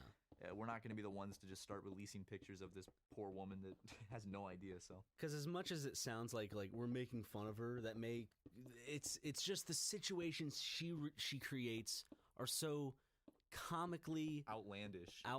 Yeah, exactly. Just throwing a bottle cap up in the air and it hitting my head. Hitting you right in the head. Yeah. Well, as I don't know, I feel like she did that on purpose. I feel so bad for her though. Like she's really annoying, but at the end of the day, like I feel really bad for her. But can she mentally comprehend where her life is? I don't know. That's the thing. Like, I think she's definitely past the woe is me, as like a lot of. I think that's just a stage when you're homeless. At some point, you have to get past. Yeah. Because you have to start. It's just survival. Yeah. Woo! Next question. Next question comes from Nost Get It. What? Noist Getik? Sure, what he said. They ask, when you guys were kids, what did you want to be? Why or why not have you given up on it? I've wanted to be a director ever since I was in 5th grade. But before that, I wanted to be an artist. Gay. Yeah, and by that, I guess drawing. I wanted to like work on comics and shit like that. Like, you used to draw? Did I like little stick figure comics and shit? Oh, cool. I used to write more of the stories to like little comics me and my cousin would make. But overall, I guess the most outlandish thing that I ever wanted to be was, you guessed it, an astronaut. I feel like every kid wants to be an astronaut at some point. I wanted to be an astronaut at some point. Space is fucking awesome. Yeah, but like after that phase, there was always something wanting to do with creativity. So I feel like I landed in that general area. Yeah. It's always changing. I think like it's always kind of narrowing down into kind of like what I'm feeling at the moment and shit. And right now I'm glad where I've landed. So yeah, because I guess your job title would be content creator? Yeah, something like that. So that's perfect. Yeah, it is like the luckiest thing someone that works in this industry could get is like a content creator, because they just create their own content. And I guess the side of that I wish we did more was sketch comedy and music videos, because that's the stuff that I actually like to do. And maybe you guys will say that soon. Yeah, you will. As long as I'm creating something, I'm happy. I just like making stuff that people enjoy. So as long as I can make something that people enjoy, I'm happy. But when I was a kid, I had a lot of different phases of what I wanted to be. I remember like in 4th grade, I wanted to be a part-time judge, and then the other half a radio DJ. That was the weirdest combination I ever wanted. So I'd be like a judge during the day and a radio DJ at night. A judge during the day, I don't radio DJ by night. He is M. Watson. I'm DJ Judge Watson Matthew. And then I wanted to be an inventor for a long time. I don't even know what that means. I just wanted to be an inventor. you wanted to be an inventor. I just wanted to make shit. I love that. I was That's huge like into that. because like in a lot of kids cartoons and movies, the dad would that's why. would be an inventor of Like sorts. Spy Kids made me want to do that. Rugrats. Yeah. He was the toy inventor. I think all the cool shit from Spy Kids made me want to like create that kind of stuff. And I wanted to be a detective, like a Spy Kids type of thing for a long time. Okay. And then I settled into more realistic shit. I wanted to be an animator for several years, and I used to draw comics and cartoons all the time. Shit, in high school I had a National Guard phase. For What? For a whole year I was preparing to go into the National Guard. Are you serious? I took the test and the ASVAB, I think it was. I took the ASVAB, which is like this kind of placement test thing, and I was looking at jobs to go into. Just because I looked at the creative industry, I guess, and I realized, there's nothing here in South Carolina for me, and I doubt I'll ever get to do what I want to do. So I was like, I guess I'll just go join the National Guard for fun. It was also not for fun, sorry, but Trying for fun. it was Hang out just with the guys. it was open, and I think I was also doing it to impress my current girlfriend at the time. I was a sophomore in high school, and her dad was like super military, I and I see. think it was just one of those Get in things. that mindset. Yeah, much respect to people who go and serve, but not for me. Yeah, I don't think I would. I don't think I'm cut out for the military. Imagine me in the fucking Navy SEALs. Like, imagine me at boot camp. Get my ass kicked, I bet. They call me Let's Player Boy. You'd just be dragged out in the current the first swim. They call me YouTube Boy and slap me across the face and shit. They'd bury you in the sand. And then, but They'd use you as a flagpole. They do the shit where like I'd be sleeping in my bunk and they'd hold me down and beat the shit out of me with like pillows with socks and soap and shit. But as I remember when I was in, I think 5th grade. So I was in 5th or 6th grade. It's when YouTube was first starting, and it was still small. It was like Smosh was just becoming a thing, and I found them. And I remember I wanted to be a YouTuber back in like 6th grade. And it's not the same as like wanting to be a YouTuber today. Yeah. It's like this was this brand new platform, and I was like, whoa, people are getting popular on this. I want to, because I made videos with my friends with my like tape camera, an old like VHS camera, and I was like, what if I could put these online and people watch them like my own TV show? So it kind of, I guess it came true. That's cool. I was the same way, but with Google Video. Yeah, I used Google Video before YouTube.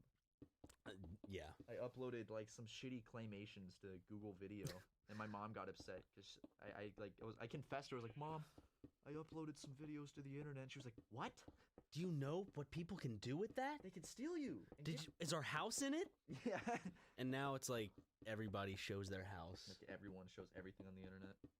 It's kind of ridiculous, honestly. Yeah. But Gabe Whitnack asks, what are your favorite and least favorite major holidays? Boom, off the top of my head. My least, I guess, if July 4th counts as a major holiday, that's my least favorite. What's today's date, Ryan?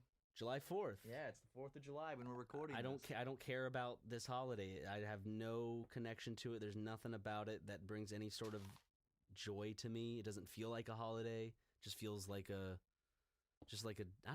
can't even describe the feeling. I don't get excited for it. It's fun. I like it for the party aspect. I think it's fun to hang out with friends and drink and do fireworks. That's very fun. But other than that, I don't have any connection to it either. Christmas is my favorite holiday and will always be my favorite holiday. Just the holiday season around Christmas in general. Yes. I love that. I love that. I really like Halloween. Like Halloween season. Halloween comes second to Halloween's Christmas. great. I just love the whole spooky thing. Thanksgiving comes second to worst to me. It's like July 4th and Thanksgiving. Oh, I fucking Thanksgiving love is just Christmas without the fun of and the niceness of the Christmas holiday stuff. Well, you get to see your family and everyone's nice and good food, and it's right before. It's like on the cliff right before jumping into the Christmas season, so it's nice. It's kind of like the end of the regular year, because after that it's the holiday season and then the year's done, so it's kind of like the finale of the regular time of year. I just don't think I like November that much as a month. Really? I fucking love November. Good for you, dude. Jesus. Neobium Goat asks, what recent movie really impressed you or really disappointed you? I mean, impressive. I thought Baby Driver was really impressive. I need to see it still. Really disappoint. I don't know. I tend not to get my hopes up for movies that much anymore, so it's hard to be like super disappointed by something, just because. Suicide Squad. I knew it was gonna be bad. I didn't have any expectations going in. Disappointment. I think maybe Captain Underpants. I was disappointed by. Oh yeah. That's probably my fault. I wanted it to be something it wasn't, and you can never fault a movie for not being what you want. But so by disappointment, I think Captain Underpants was a disappointment for me. Hell yeah. Hell yeah. Second page, get out of here. All right, last page here. Last page of questions, guys. We're getting close to the end of this. We got a few more. Ryan, why don't you read this one from Badgeroscopy? Okay, Badgeroscopy asks, would you rather live your entire life as a little fetus with all your memories or as an old man? As an old man. Because if you're a fetus, you can't do shit. You're essentially like a vegetable. Yeah, you can't move around. And they won't even be your memories because you're a fetus. No. It is your memories. It says with all your memories. Yeah, but like, how could those memories have existed if my entire life I am a fetus? It doesn't have to make sense. Like, you're just it's you. It's your life. The same. You have all the same memories and shit. But you just have to live it as a little tiny fetus in a wheelchair or a jar or something. Or just an old man. So the memories I have from this life, just randomly, I just get transported into the body of a fetus, and now I have to. That's torture as an old man. Yeah, I'd say old man because I still got all my limbs. They're full size, and I can go out and dance and have a great time. I love the video of. Did you ever see the video of the old man and they get him to listen to music back from his time? It's like an old black man, and he's just like. I really could see the face he just made. Well, you gotta look at his face. He has a really. That video brings me so much joy. Just a sweet old man listening to music he loves. Yeah. Someday I'm gonna listen to like music that I loved in like 8th grade and have completely forgotten about, and I'm probably gonna react the exact same way. I see you winding and grinding up on that pole. Do we say up on the floor? Is it up on that pole? Up on that pole. Why we both said floor though? I didn't say floor. Really? Mm-hmm. Oh, I guess I just said floor then. What song are you thinking about, huh? Stupid me. God. Okay. Not a true fan. Sorry. Dr. Whoops asks, what episodes have you recorded that couldn't be put on the channel, and for what reason? There have been a few of Binding of Isaac just because the recording fucked up. Yeah, I don't think we've ever had an episode that was too risky to put up. I think the only episodes we haven't put up have either been because either something messed up with the recording, or we just decided that it just wasn't good enough. Yeah. We didn't like the recording session, or we didn't like the end result of the edited episode. Yeah, I mean, we've scrapped series before after recording several episodes because we're like, we don't want to put this up. We don't like it. We've recently scrapped a whole, and this footage is really good. As in, like, nothing was corrupted. We scrapped like a whole hour-and-a-half recording just because we didn't like the recording session. Yeah. But we actually ended up redoing it, so it'll come out real soon, and I hope you guys like it. Andrew, you spell your name all weird. Andyyrw?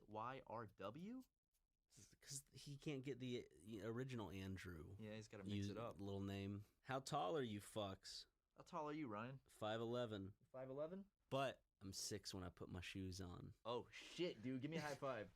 I'm 6'2", but I have bad posture, so I'm usually, if I stand up straight, I'm 6'2". But other than that, I'm probably like 6'1" because I slouch down. So give or take an inch. I'll take an inch. I would like to be 6 foot even. If you could sacrifice and become 6'1" and I just become 6 foot even, would you do that for me? Like if there's a magical genie. He's like, I'll make Ryan an inch taller, but I'll take an inch off of you. Yeah. You'll still be 6'1". You'll still sorry, be 6'1", you fucking asshole. I gotta keep it. You'll be 6'1". Hey, maybe you should. Who cares? Maybe you should have drank more milk when you were a kid. I drank so much milk. Yeah, Ryan. Why wouldn't you why wouldn't you do that? Just for me. I drank a gallon of milk a day. For me, why wouldn't you do that for a friend? Because I like my height. I like being tall. You wouldn't be able to tell if you were an inch shorter. You'd still be over 6 feet. Yeah, but I like being 6'2". I like being tall. In fact, if I could make myself taller, I would. If I could be like, I'd love to be like 6'3" or 6'4". Then you'd be skinnier.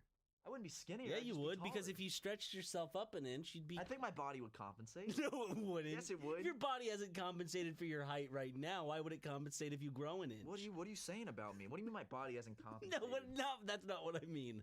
I mean, like, if your body isn't just becoming fat because you are tall, why would your body all of a sudden compensate in that same way by just growing an inch?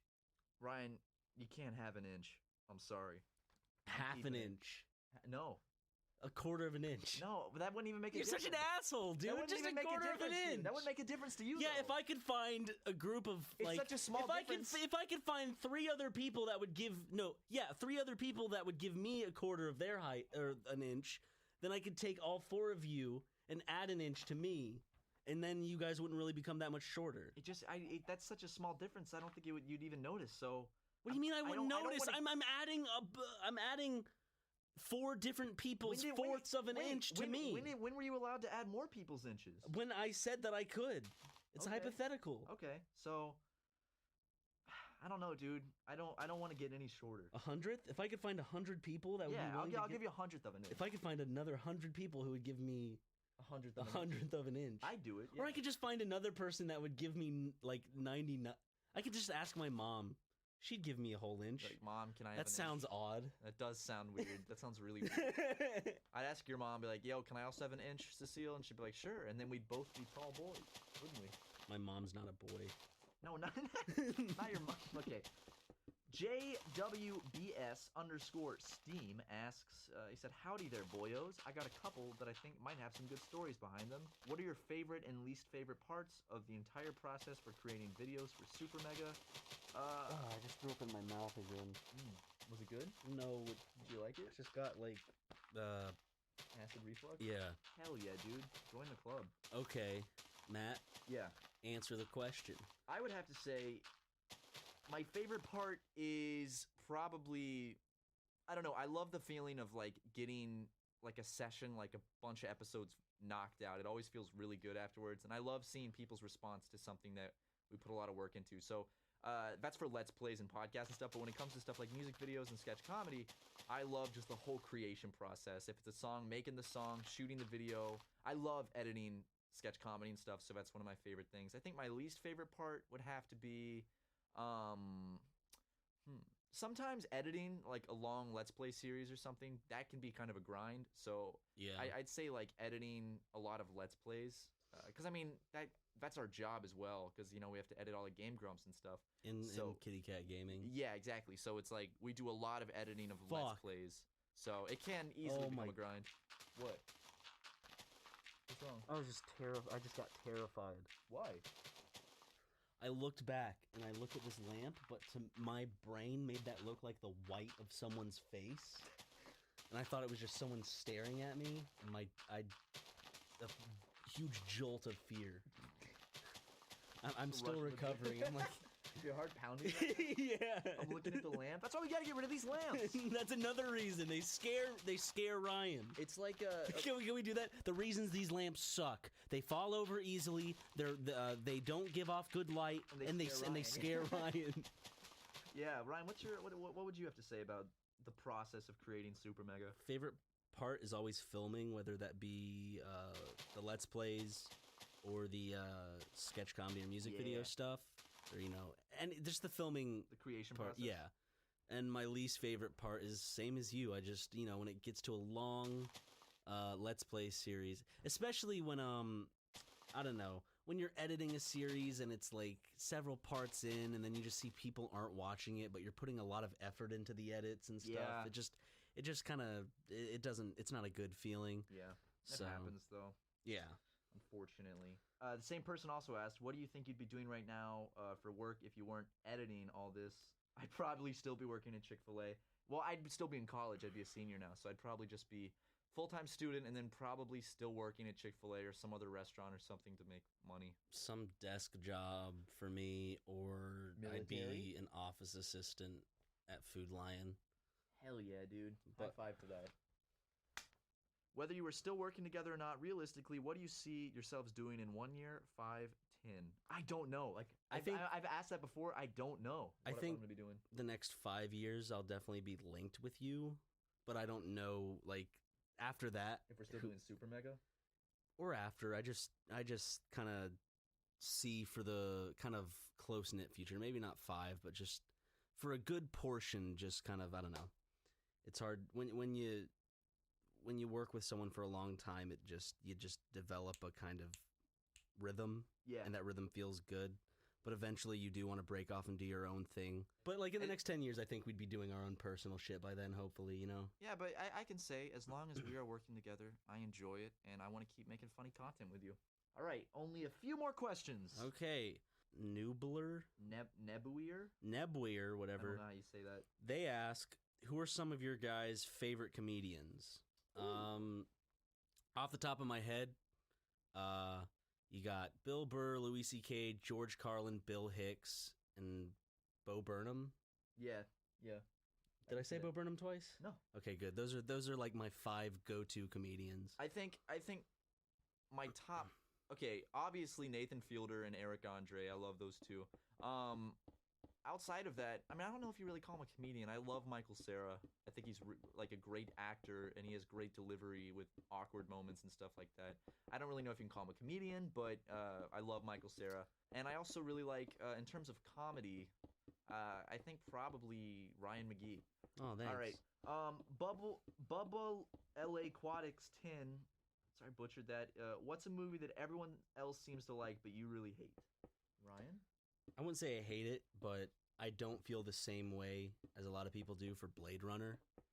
I'm not going to go into why, because I know people are going to fucking tear me apart for that. They're going to tear you a new one. But yeah, Blade Runner is something that's just held up as a classic, and I understand why it is, and I can see, like, there's a lot of good innovation and just a lot of beautiful shots, especially for that time, like the just special effects they used and the ways they made the environment come to life.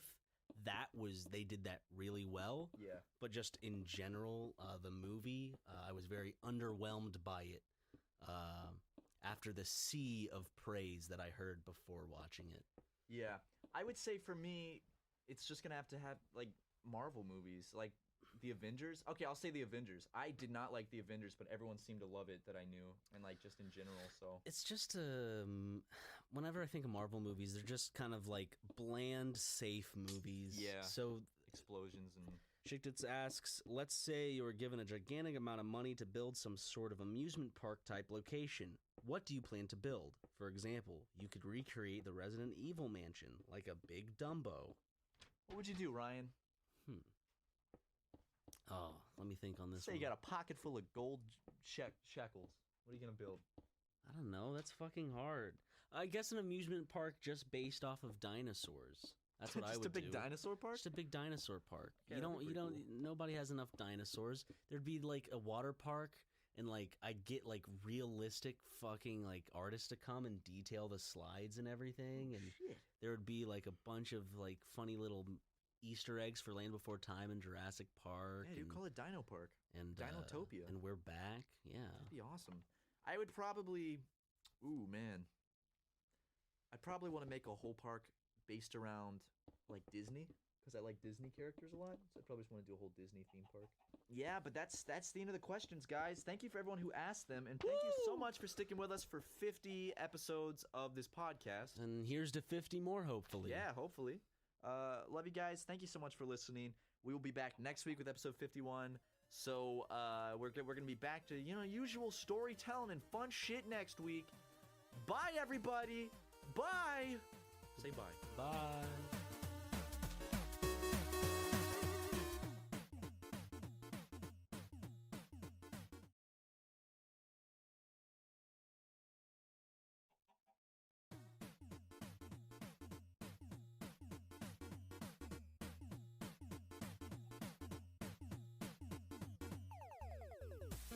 Hey guys, welcome back to Super Mega Cast. As you might have already noticed, we just got brand new microphones. These are We're upping the budget. I can't fucking do it. I can't. That's awful. There were a few people out there who were just like, wait, what? Did they really get new microphones that sound like this? Can you hear my McDonald's soda in the background? Hey, I got one too. Listen to that. It's the ice. I got sweet tea, but it's not very good because it's McDonald's not. sweet tea. So what did I expect? Not only that, but it's not Southern sweet tea. It's so sweet. Or from Zeke's. It is burning my teeth. Like, I feel it drilling holes in my teeth. Jesus. Creating cavities as I speak. Really? I get another sip of that sweet stuff. Your teeth are weak when it comes to cold shit. My teeth are just weak in general. Like, personally, I can bite into ice cream, like, full force. No. And, like, it's nothing. So I can't, like, sometimes even just water that's slightly cold will send, like, my teeth into a terrible pain. Or anything slightly hot. Like, I just ate that McGriddle, and it burned the hell out of my sensitive-ass teeth. It burned your teeth? Yeah, like, it sent, like, pain that lasted for a good minute afterwards. Jesus. I need Sensodyne. But, I did a whole tube of Sensodyne. Nothing happened. I didn't feel anything from it. What's up with that, Sensodyne? Yeah, Sensodyne. And speaking of brands, we have a sponsor. Wait a second, Matt. Is that MeUndies I smell? Yes, it is, Ryan. That's the fresh smell of this very nice, cheap underwear. Cheap as in it doesn't cost a lot, but not in quality-wise. It's very good. Those are some soft and comfortable underwear you have there, Matt. Yes, they are. And, you know, they would help you really raise the stakes and up the quality to your underwear collection in your top drawer. Yes, I could not have said that any better myself, Ryan, because everyone is thinking about looking good and feeling good. Including me. And me. And MeUndies are the ultimate feel-good underwear. Ryan, hit me with some trivia about MeUndies. Every pair of MeUndies is sustainably sourced and made from cocoa beans. I'm just kidding. They're made from micro model and fabric that's 3 times softer than cotton. Okay, you got me with the cocoa beans thing, brother. If you're used to buying boring underwear, MeUndies will change everything. Because MeUndies come in all colors and patterns, and they release new, limited edition patterns each month that always sell out! Ah! This month's patterns were designed by the legendary 80s clothing brand Cross Coolers. Nice. Colors. With names that live up to their bold design and bright colors. Increase D-Piece. Ya dig? And the OG. Nice. Very nice. You gotta see them for yourself, listeners. And right now, you'll save 20% off your first pair and receive free shipping only at MeUndies.com/supermega.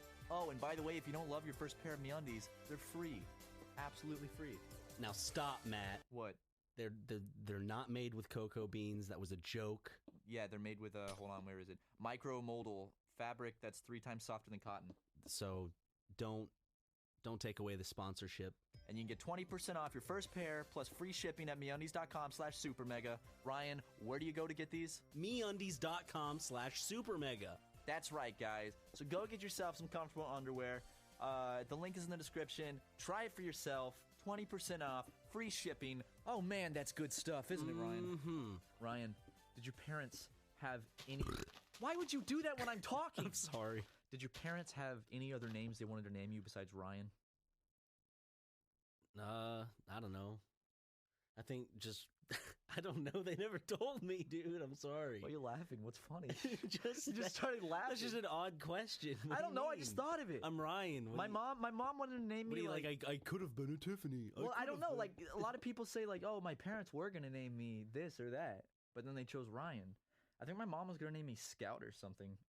I'm glad she didn't, because that would have been really dumb. I think you'd have been a little shit. Yeah, Scout. If it just sounds like one of those moms, if it's like, oh, this is Scout. Sounds like a dog that gets shot at the end of a movie.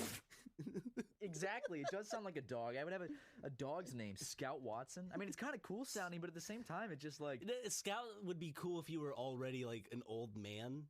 Like, yeah. That's a cool old man name. Oh, that's Scout. He lives across the street and has all the kids over to his house for stories. Yeah, like, for me, when I was young, like, I always felt like people's names, kind of, like...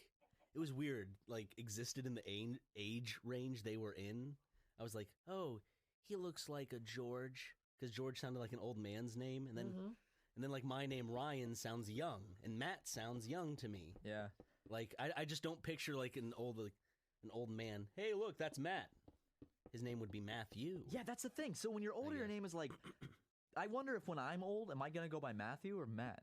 Like, will there come a point when I start going by Matthew instead because I'm older and like it just like fits more as a senior, or something? Because they'll probably, most people read my name off of papers. Yeah. Like nursing home people and shit, so they'll say, hi, Matthew, Gotta take your pills today, Matthew. And I'll say, bitch, I had a Let's Play channel. It was funny. That's very good, Matthew. Gotta take your vitamins and your pills. Gotta take this one today. Hey, whoa. What are you trying to do to my father? Is that my son? Why does he have a Boston accent? Why would that be your son? That sounded more like a feminine, like Bobsy Burgers. But you said father. You said, what are you trying to do to my father? So it's my son. Why would I be the son? That sounded like a father man. Can have it. That was a man's like voice. A man. It was a man's voice. This voice, I don't know what it was. I thought maybe it was a little boy, and I had a little boy in Brooklyn or something. Do you have a little boy in Brooklyn? No. Yeah, so my name was Matthew. My sister's name was. Your name is still Matthew. It is. Well, it's Matt now. Ain't no one calls me Matthew these days. Matthew. I kind of like Matthew though. What if I went by Matthew instead of Matt? It's still more work. Why are you making people do more work? I don't know. Just Matt. That's easy. Matt. I don't know. It has a weird like nasally. Hey Matt. Weird sound to it. Hey Matthew. Matthew sounds more official, more grown up. Yeah, but it's a bitch to say. Matthew? Matthew. Matt's a makes your mouth do a lot of work. Matt's weird. It's like nasally and like Matt. It sounds like a bird, like a big raven or something. Sounds like if Bernie Sanders were a Pokemon. That's what it would sound like. What would like Obama's Pokemon sound like? Michelle. Okay, what if? Well, sorry, I was thinking about my sister's name, and I just thought of the word Samanthony. It's just a funny name. Samanthony? Dad, why'd you name me Samanthony? Your mother really wanted to name you Samantha, but I'm a boy. I know, son. I couldn't convince her otherwise, and I wanted to name you Anthony. So we met in the middle. Samanthony? Is that the best you could fucking come up with? Why'd you do that? Everyone makes fun of me. Well, you can just go by one of them. But then when they call my name out every time in class, they always go Sam Anthony. and everyone laughs at me, and it makes it hard to make friends. Listen, Samanthony, you're a sweet. Stop calling me that. I'm gonna name my kid Samanthony now. You're a little asshole. What? Why would you name your kids that? How does it make me an asshole? That would ruin them. I have the right to name my children what I please.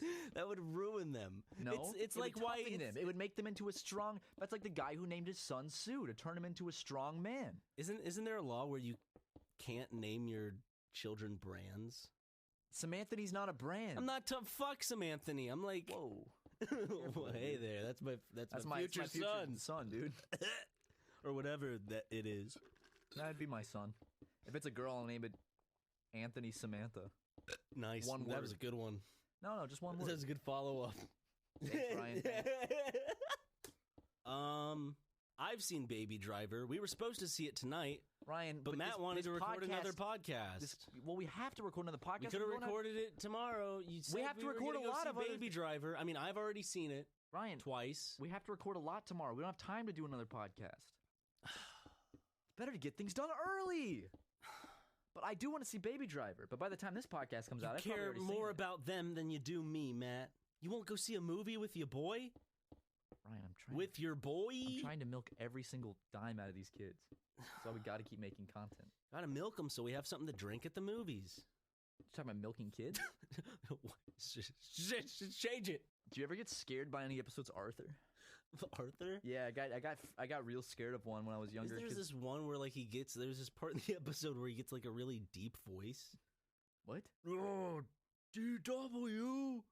Oh, when he punches her square in the jaw? That should be hilarious. No, that scared me. It's fucking Arthur, like, physically assaulting someone. Like, yeah, that, I was like, what the fuck am I watching? Little bitch deserved it. She threw his model plane out the window. And he told her not to touch it. What did she do? He might have not said it in slow motion. He goes, I told you not to touch it. And then it's like... When he fucking pops that little bitch square in the jaw. He's getting so animated about she deserved it, a little kid punching his younger sister. Okay, if you watch that episode, Arthur puts a bunch of fucking work into making this little airplane. And what does he tell DW? He tells her one thing specifically. He says, "This is very important to me." Did she do it out of malice? Or no, she did it because she's an idiot. He said, "Do not touch this." She did not listen. She goes in his room. Not only does she touch it, she throws it out the fucking second-story window. But what would the episode be without her touching the plane? What do you mean? It wouldn't be a good episode. Yeah, like So she has to do it. She was created to touch that fucking plane. Her whole existence relies on her touching that plane. what do you mean? I mean that she was going to touch it from the start. Like there's a plan? Yeah, there's a master plan. And if you guys just understand that the earth is flat, Remember the Arthur episode where DW's teacher tried saying that evolution was a real thing? that was fucking ridiculous. And then Arthur goes to the school and protests and says, I'm not going to go to class as long as they're teaching this bullshit monkey theory. Monkey theory? Yeah, that's what I like to call evolution, monkey theory, because it's just a bunch of monkeying around. Dude, no, but there actually was an episode of Arthur that scared me. This is my whole original point. It's the one where Francine, remember her? Scary woman. Yeah, she throws up in the cafeteria, and it really scared me really bad because I was scared of throw up. Was it green? They didn't show the throw up, but you could hear it. You could hear it? Yeah, she watched like, ugh, and like it pours out of her mouth and everything. Do you hear like the splatter Yep, sounds? You do. Dude, let me see. Oh, let me see if I can find it real quick. Uh-oh. Nice. That was Francine tossing her cookies. That was good. That episode really hit home with me when I was But you're a not kid, as though. scared as of vomit anymore. No, I did it recently, so now I realized it wasn't Recently? as scary. Oh, in Tokyo? Yeah, I threw up in Tokyo. But I threw up for like the first time in many a moon, and it was a lot scarier ahead of time than I thought, and then I wasn't too scared of it afterwards. I'm proud of you. Thank you. Honestly, you're getting over a fear. Do you have a fear that is starting to be equal with that? Like, do you have As something vomit? that you might be as afraid of? In terms of actual fear, no, because you know I'm a man. I don't get scared of things. Yeah, that you're a easy. big, strong boy. But big strong man. But Yeah. like Boy. I don't know. I'm really scared of cockroaches. Really scare me really bad. I'm You terrified of those little misspoke, things. so it sounded funny at first. What did I miss? What did I say it wrong? You began to say cockroach, but you only said the first half of the word. Really? You were like, I was really afraid of cockroach. Oops. Dude, cockroaches scare the ever-living shit out of me. I cannot stand them. Why? That's the most irrational fear you have. Well, cockroaches, yeah, I guess they can't really hurt you. I mean, they don't bite. They don't sting. Maybe they signify a dirty environment and just kind of unclean areas. Maybe that's why I'm scared of vomit, so too. maybe that's why we currently are, like, people are afraid of them. I That's think what their brain well, justifies actually, it like, to? apparently, like, babies will try to play with cockroaches and shit, so they're not inherently scared of them. That's something that we teach. We teach our kids to be scared of spiders and cockroaches. Spiders make sense. I don't know why cockroaches are so scary, though. I hate them. I think anything that's tiny that moves really fast is really fucking scary. And it's like they're dark and they have like a shell and these little prickly legs. Oh, and by the way, you listening, you know who you are. Turn around. There's a cockroach on the wall. There's going to be one person turned around. There was actually a cockroach on the Then wall. you're gonna have that person that lies so they can be the one person in the the little comment karma section. whore in the comments. There's nothing scarier than back in South Carolina, like, because, you know, we got those palmetto bugs, those big scary fuckers. Like, I'd be about to go to bed, and I would just see one. I'd be like, fuck! And then I'd throw my shoe at it, I'd try to kill it, and it would run under, like, a desk and then disappear, and then I can't find it again. And I'm like, I'm not sleeping in here tonight. I can't sleep in Are here. you So describing a moment from The Thing? yeah, that's what I equate them to. They're terrifying. I hate them. But, like, have they ever hurt you? No, it's like I'm not scared of them hurting me. I don't know what the fear is. I just can't. I can't stand them. Like one time in the middle of the night, It's I like woke being up. tickled, not like on the same thing, but like, you know, you're just like, Yeah. I don't like that feeling. Makes Like, you cringe. it's like you don't like the way it makes you feel when you see one. Yeah, no. I Because it's like guess. I I don't imagine know. them on me and they're crunchy and like Why do you imagine they're them gross. on you? Like when I see one, I just get that sensation. Whenever you see something, do you have to imagine it on you before you're comfortable with it? Yeah, dude. That's how I got to know your mom so well. Ow! Yeah. Damn, dude! No, but I remember I was in bed one time and I felt like a tickle on my back, and I remember Yeah? slapping my back and falling back asleep. And then I woke up in the morning. There was a cockroach leg where I'd been sleeping, which means there was a roach on me. That's happened several times in my life because I grew up in Charleston. There were like 3 times in my life where I've woken up with a cockroach crawling on me, and that's one of the reasons I hate them so much. That's such an unpleasant feeling. Why don't they? They just need to, like, Fuck off. respect our space. Seriously, do whatever you want, cockroaches. Just stay out of my space. Respect it. Just come on. I have my bed. It's the place where I go where nothing can hurt me, and they're going in there, spreading their ideas and their culture, and it just scares me. I don't like it. But cockroaches, yeah. Very scary things. Yes. Ryan, I recently watched the very first episode of Dragon Ball. Not Dragon Ball Z, the original Dragon Ball. With Ross and Chris, right? Ross and Chris. Yep. And I really enjoyed it. And I want to watch more Dragon Ball now. Because that's one of those shows that everyone I know is a big fan of, and I've never seen any of it. So I thought I'd give it a try. Have you seen any Dragon Ball? I've seen, like, some of Dragon Ball, but I think I've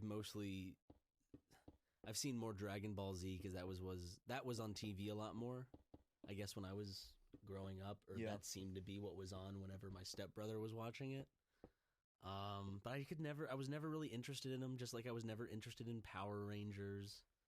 I don't know, I could never get into Dragon Ball Z or Dragon Ball. It all looked really cool. Maybe I need to go in now since I'm older. Yeah. I want to know about it. It looks fun. I like all the characters. The reason I got into it was when I was in Tokyo, I saw a sticker of Bulma. She had her booty popping out. Whoa. It's on my Instagram. God. Go check it out. But I saw it and I was like, whoa. So then I'm like, oh, that's from Dragon Ball. I want to watch it. She's so cute, dude. Bulma? Yeah? She's a cutie with a booty. You got the sticker. I can't find it online. Well, I found it. Someone in the comments on Instagram was like, here's where you can get it. But they were all sold out, so. Oh, fuck. I know. It makes me real sad. I'm sorry. But, like, that's also one of those things I could never get into as a kid, but I kind of want to now. Stickers? No, Dragon Ball. Like, I remember I really wanted to. I was into Yu-Gi-Oh! Only to have the cards, but I never played the game or watched the show. I just got the cards because I thought the cards were cool. I played Pokemon, though. I didn't play any card game as a kid. I was a fucking little loser. Yu-Gi-Oh! I feel like more people collected them just for the look of the monsters and not to actually play. Yeah, I know. Because then you have to actually put effort into them. But if you can just say, hey, Pops, throw down a few bucks with that soda pop. What? And maybe I can get a little pack of cards, and I'll get me a blue eyes blue dragon. Blue eyes, white dragon. Whatever. I think that's what it is. I had that, and then I had the little red one. What's the red dragon's name? Red eyes, red dragon. Red eyes, red dragon. I love those. Red ears, green. It's not, nope. Wizard. Stuff. Blonde hair, black man. That's the one where you have to get like the different parts. Black man. You have to find the fucking hair. Beautiful blonde hair. Some Tims. Oh man. What's it with Tims? They're just funny. I don't know. No one ever mailed us Tims. You're gonna get a psychopath to mail you Tims. I'm gonna get a psychopath to mail me Tims? A psychopath is gonna mail, like, why would a psychopath be mailing me Tims? They just have a thirst for blood. Yeah, because they want to fucking kill you. They want to lure you in. That makes no sense. How would they kill me by sending me a pair of Tims? They're gonna send you Tims, and all of a sudden they're gonna start like throwing in messages with the mail, and you're gonna be like, "Oh, cool. Maybe this person's cool, and I'll talk to them and tell them thank you." Then they'll hook you in, and they'll be like socially like really funny, and they'll become like a really cool internet friend of yours. And then you invite them over one day. You say, "Hey, friend, come over to our place." I'm like, "Matt, come on. This person was a fan. What are you doing?" I'm like, "It's cool. Just fucking some fans. It's cool. I'm just clearing. He's cool." But you bring him into our place, and what does he do? What does he do? He kills you. He murders you. He fucking stabs your nose in and slits your stupid throat. Okay. All because you wanted fucking Tims, dude. So don't put that hex on us. That's all I'm saying. Don't send Tims. I changed my mind. I'll buy a pair for myself. Let me spend $200 on a pair of shoes. Wow.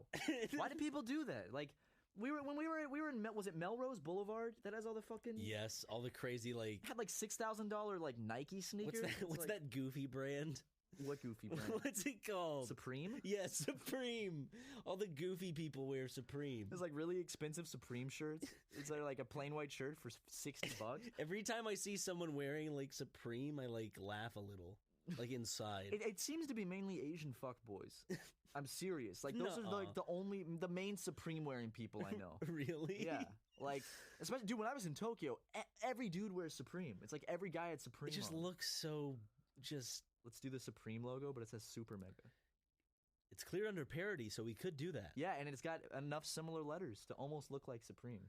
If you would buy that, comment in the comments, because we're doing merch now soon. I don't know if by the time a poster podcast, should be up. It's like maybe not this week. Not this week, but might like be next week. Soon. Like it's in production. If my favorite YouTuber is Mr. Ray Anime. William John. Yes, Mr. Anime. You like Mr. Anime? Well, who is he? Come on, you know my boy Trey Sessler, Mr. Anime. The shake my memory up. Killed his whole family. Oh wow. Yeah. So guys, next week we have Mr. Anime coming on the podcast as our guest. We're actually going. When did he do this?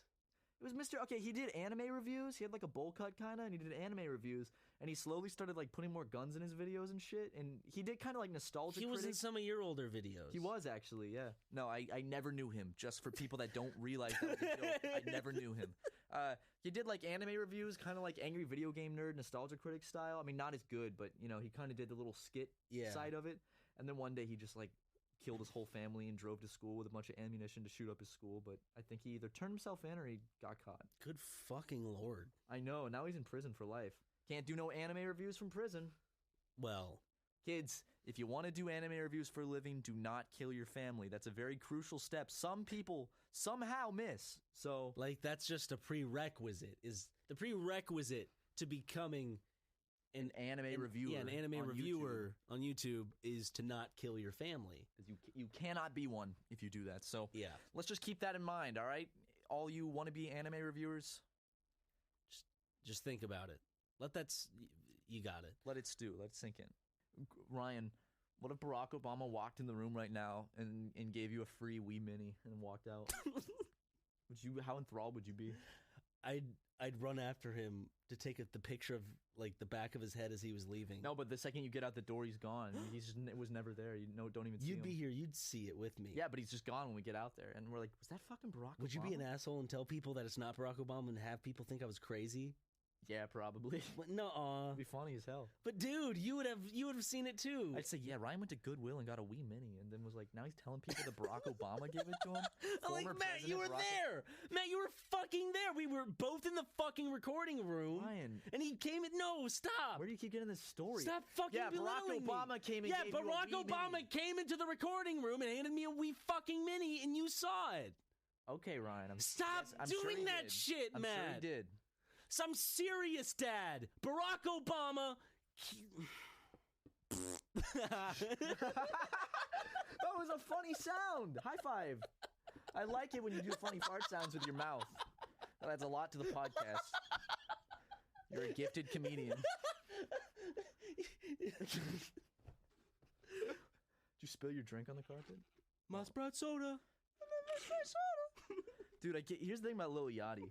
Like, he's one of two things. He's either like a genius or he has two brain cells. And when I watch it, I can't figure out which one. Like, he just comes off as like such a dumb dude, but I love him. They'll be like, so Lil Yachty, like, how did you react to getting this fame so quickly? And he's like, it was all planned. You know, it was planned. I mean, like, that's it. It was planned. I watched an interview with him where they're like, what's your favorite food? And he's like, pizza. Man, I eat pizza every day. It's all I eat. And apparently, Lil Yachty says that he only eats pizza since he was 14. He hasn't eaten anything else. He only eats pizza every day for each meal. How you doing? I'm pretty good. You know, I just had some pizza. It's pretty good. You know, I've actually had pizza. Oh, my God. For every day of my life since I was 14. If we can get Lil Yachty on the podcast, God, I'd love to have him on. Oh, my God. Hey, Lil Yachty, if you listen to this, come on our podcast. I'll give you $5 and a stick of gum, and we'll have a good time. We'll talk about stuff. What was that? Where's my $5, bitch? He just zaps in. Come on, man. Give me my fucking $5. I'm on your podcast. And then he hands you a Wii Mini and walks out of the room. See you later.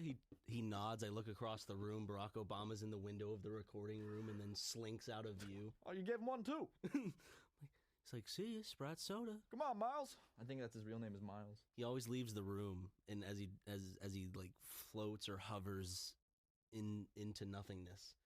Give me the Sprite soda. It's a good commercial. Give me the Sprite soda. I like him a lot. He's like 19. That's one of my favorite commercials right now, I think. It's just such an odd commercial. Yeah, it's good. It's pretty good. They show up from movies at the movie theater. What would you do if all of a sudden Yeah. one of your old channels became like the #1 best channel on YouTube? Like it just overnight went to like 2 million subscribers. Went past PewDiePie, all in one PewDiePie? day. Yeah, Right past PewDiePie? yeah, right past PewDiePie. I don't know, dude. I guess I'd have to embrace it. I would have no choice. Like you couldn't get the money made off of it. Oh, fuck. Well, but wouldn't that mean I'd be able to get like brand deals and like go on talk shows and shit? I guess, yeah, you'd be like super famous. For like but then videos I made but in then the fifth Wall grade? Street Journal would try to like take down your character. Yeah, they probably would. Speaking of the Wall Street Journal, Oh. what's your dream company to work for if you weren't working for Super Mega Productions Incorporated, an LLC corporation company? Any, I guess, production studio Do you have one in mind? that I respect. What's one you respect? Like A24? A24 is good. I like. I don't know how to pronounce some of them. How do you pronounce the Christopher Nolan one? Oh yeah. It starts with a labyrinth. Yep. That one. I like if I had to work for any company other than working for Game Grumps right now, it'd be Clickhole without a doubt. Yeah. Fucking love Clickhole. I want to write articles and direct videos for them. Okay. If anyone listening to this works for Clickhole, people who work with Clickhole look down on us. yeah, I know. Like they're so, Yeah, they're so I know. funny though. They are. Clickhole is like right now for me. It's like the peak of comedy. It's like that is what is the funniest shit on the internet to me right now. They have some ones that are just so like painfully funny. I love pretty much everything they've done, even like when it comes to like the Onion and the movie reviews they've done, Yeah, which are yeah, always yeah. hilarious.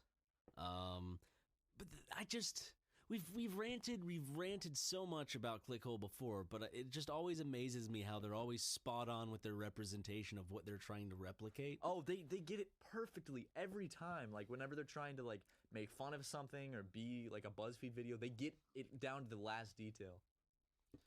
How do they get these actors too? They get the weirdest actors to be in these videos. But the actors are also good in the role that they're playing. Like Always. when you look at this person and the context of the video, it fits 100%. Like it doesn't feel like a Tim and Eric where the joke's on the actors. The actors feel like they're part of the joke.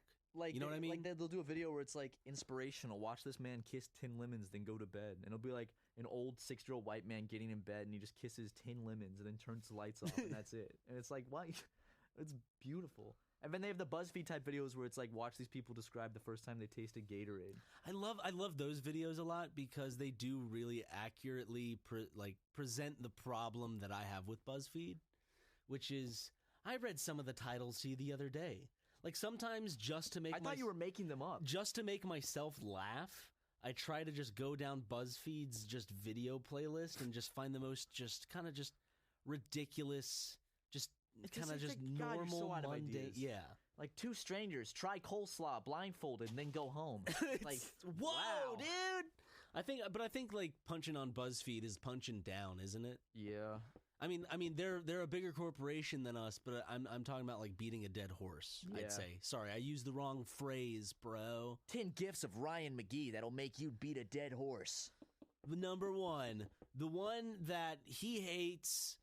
Hold on, Ryan. Hold on. You know what? You're over here talking shit on BuzzFeed. But who was in a BuzzFeed article on this couch? It was about farts. It is because I made a funny little tweet about You were in a BuzzFeed article. I know. About farts. with Raven Simone. Yeah. Not with Raven Simone, but she was in my tweet because her like mantra is "Yup, that's me," you know. Yeah. And so I made a little funny tweet. It was and I was hilarious. I was slapping like, my knee. when you toot in front of your friends or something like And that. then it I was just worded it oddly. Yeah, and then it was just the picture of her, and it said, "Yep, that's me." And then just like 2 weeks later, you were like, "Dude, my tweet's in a BuzzFeed article," It's and the it was most like, ridiculous thing because it's "What like was the article even?" I don't know, but I feel like the article thought that I was being legitimate in my description. Definitely. Not, I don't think they caught at all that I was making fun of the exact thing that they were like thinking that my tweet was, I guess. Yeah. So it was odd to see that just kind of. All right. That was just. Did you find it? I found the article you were featured in. What is it? It's called 31 Tweets About Farts That We All Secretly Relate To. And it's an official like BuzzFeed article too. It's written by like a BuzzFeed person. Yeah, BuzzFeed staffer, David Bertozzi. Good job, David. Let's see. Let me scroll down until I find it. It's a little further down. Hold on.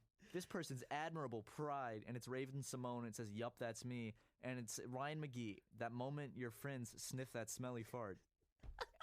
It's just right there on BuzzFeed.com. Ugh. That's your big break, dude. And like, I feel like they legitimately thought I was a person who's like, oh my god, how relatable is it though? Like when you fart and your friends smell it. Oh yeah, yes. You know, article. man. Make the article. So it's like just seeing the self-awareness stripped away from it, and I'm like, oh wow.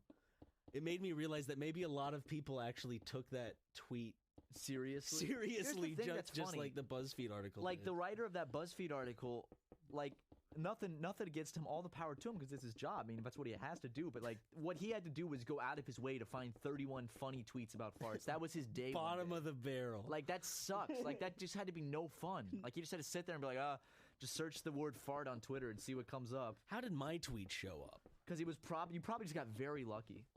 Like I was, they were probably if I were to describe the definition of lucky, it would be that moment in my life. It was, like the writers, they had this one sitting in the chamber for a while. They were cooking on it. It's like, this is gonna be good, but we need 31 tweets about farts that everyone can secretly relate to. No, what if it was originally 30? Then they saw mine and just went, "We gotta add that one. We have to add that." Like one. they were in the process of publishing it, and they had to pull it from the pull it.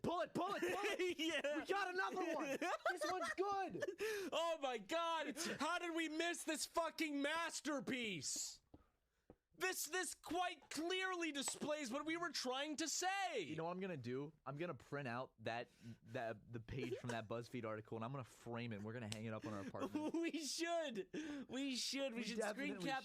It should be the window of our computer. Like it should be a Chrome window or an Internet Explorer window or some shit. And I mean, it's just your little tweet. Oh my god. I don't think I ever congratulated you on that. So congratulations officially. Like thank this you is very my much. real, genuine congratulations for that. Thank you. Imagine someone doing that on TV, like receiving the Medal of Honor. Receiving a Purple Heart. Yeah, they're receiving like a Purple Heart. The president's like putting it around them, like. Thank you. Why the fuck did you cough on me? You just looked at me and just coughed directly on me. You thought it would be funny. It's not. You're spreading germs. That's funny, dude. Like the time, you put your fingers in my mouth. You always bring this up. I didn't get sick. Oh, boo. But I was lucky not to. Blah, blah, blah. We shook hands with people for like 3 hours at a convention, and then Ryan stuck his fingers in my mouth. Yeah. If I got sick, I would have purposely gotten you sick too after that. I would have deserved it. I would have deserved it. 100%. I would have when you're sleeping, I'd spit on my finger and then stick it in your mouth. But you ended up getting sick from E3. Oh yeah, I got sick from E3. Like instead of shaking hands with hundreds of people at VidCon, I go to E3, shake hands with 25 people max, and then I got sick. God, I'm just trying to imagine your thought process. What's my fingers right in your mouth? You must have just been like, fuck you. I was mad. You must have been legitimately angry. I was. Inside. Because I was like, now I'm going to get sick. So my legitimate thought process, though, was, first thing was that I just, the sensation. Your fingers were grimy, they were dirty, like almost as if you had been playing with dust with your fingers. Yeah. And it's the kind of grime where, the moment I feel it, it's dry, but as soon as my saliva comes in contact, it becomes wet and moist, and I can feel the moist grime. Like it was the that grooves type of, and yes, shit? It was that type of shit. And I could feel the residue of old dirt and just sweat when you pulled them out of my mouth. And then it sunk in that, germs. There's germs in this. And I was like, Ryan, what the fuck, dude?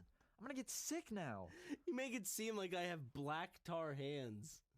You do. No, I don't. You're always getting tar all over everything. It's all over the fucking pillow. Ryan. I'm sorry. I'm fucking splashing it everywhere whenever I laugh. It spews out of the guttural part of my throat. You just got a bucket of tar on your lap during every podcast. You're just flicking it around. Just Just throwing it around the room like, Ryan, put the tar away. Stop. Oh my god. You're always bringing that fucking jar of tar out. Go to the tar pits, you fucking tar baby. Tar baby's a racial slur. Is it? Yeah. What? Oh my god. Is it really? Did you not know that? No, I'm gonna look this up. Tar baby's like a bad word. Tar baby? It's like from the South, way back in the day. Are you kidding I'm me? serious. No way. I'm serious. I'm looking up tar baby. Oh my god. Tar, that's awful. I now know that. Yeah, now you know. Won't say it no more on my podcast, Ryan. Nope. Anthony Hopkins. Who's that? What? Just kidding. Who is he, Matt? Anthony Hopkins? Yeah. It's the chef. Who's Anthony? You know who Anthony He goes to Hopkins. places unknown. You know who he is. No, I know. I can't remember right now. He was in the most recent Transformers movie. Yeah, like I saw that pilot. Hello, Matt. He was in The Right. The what? The Right. What's R-I-T-E.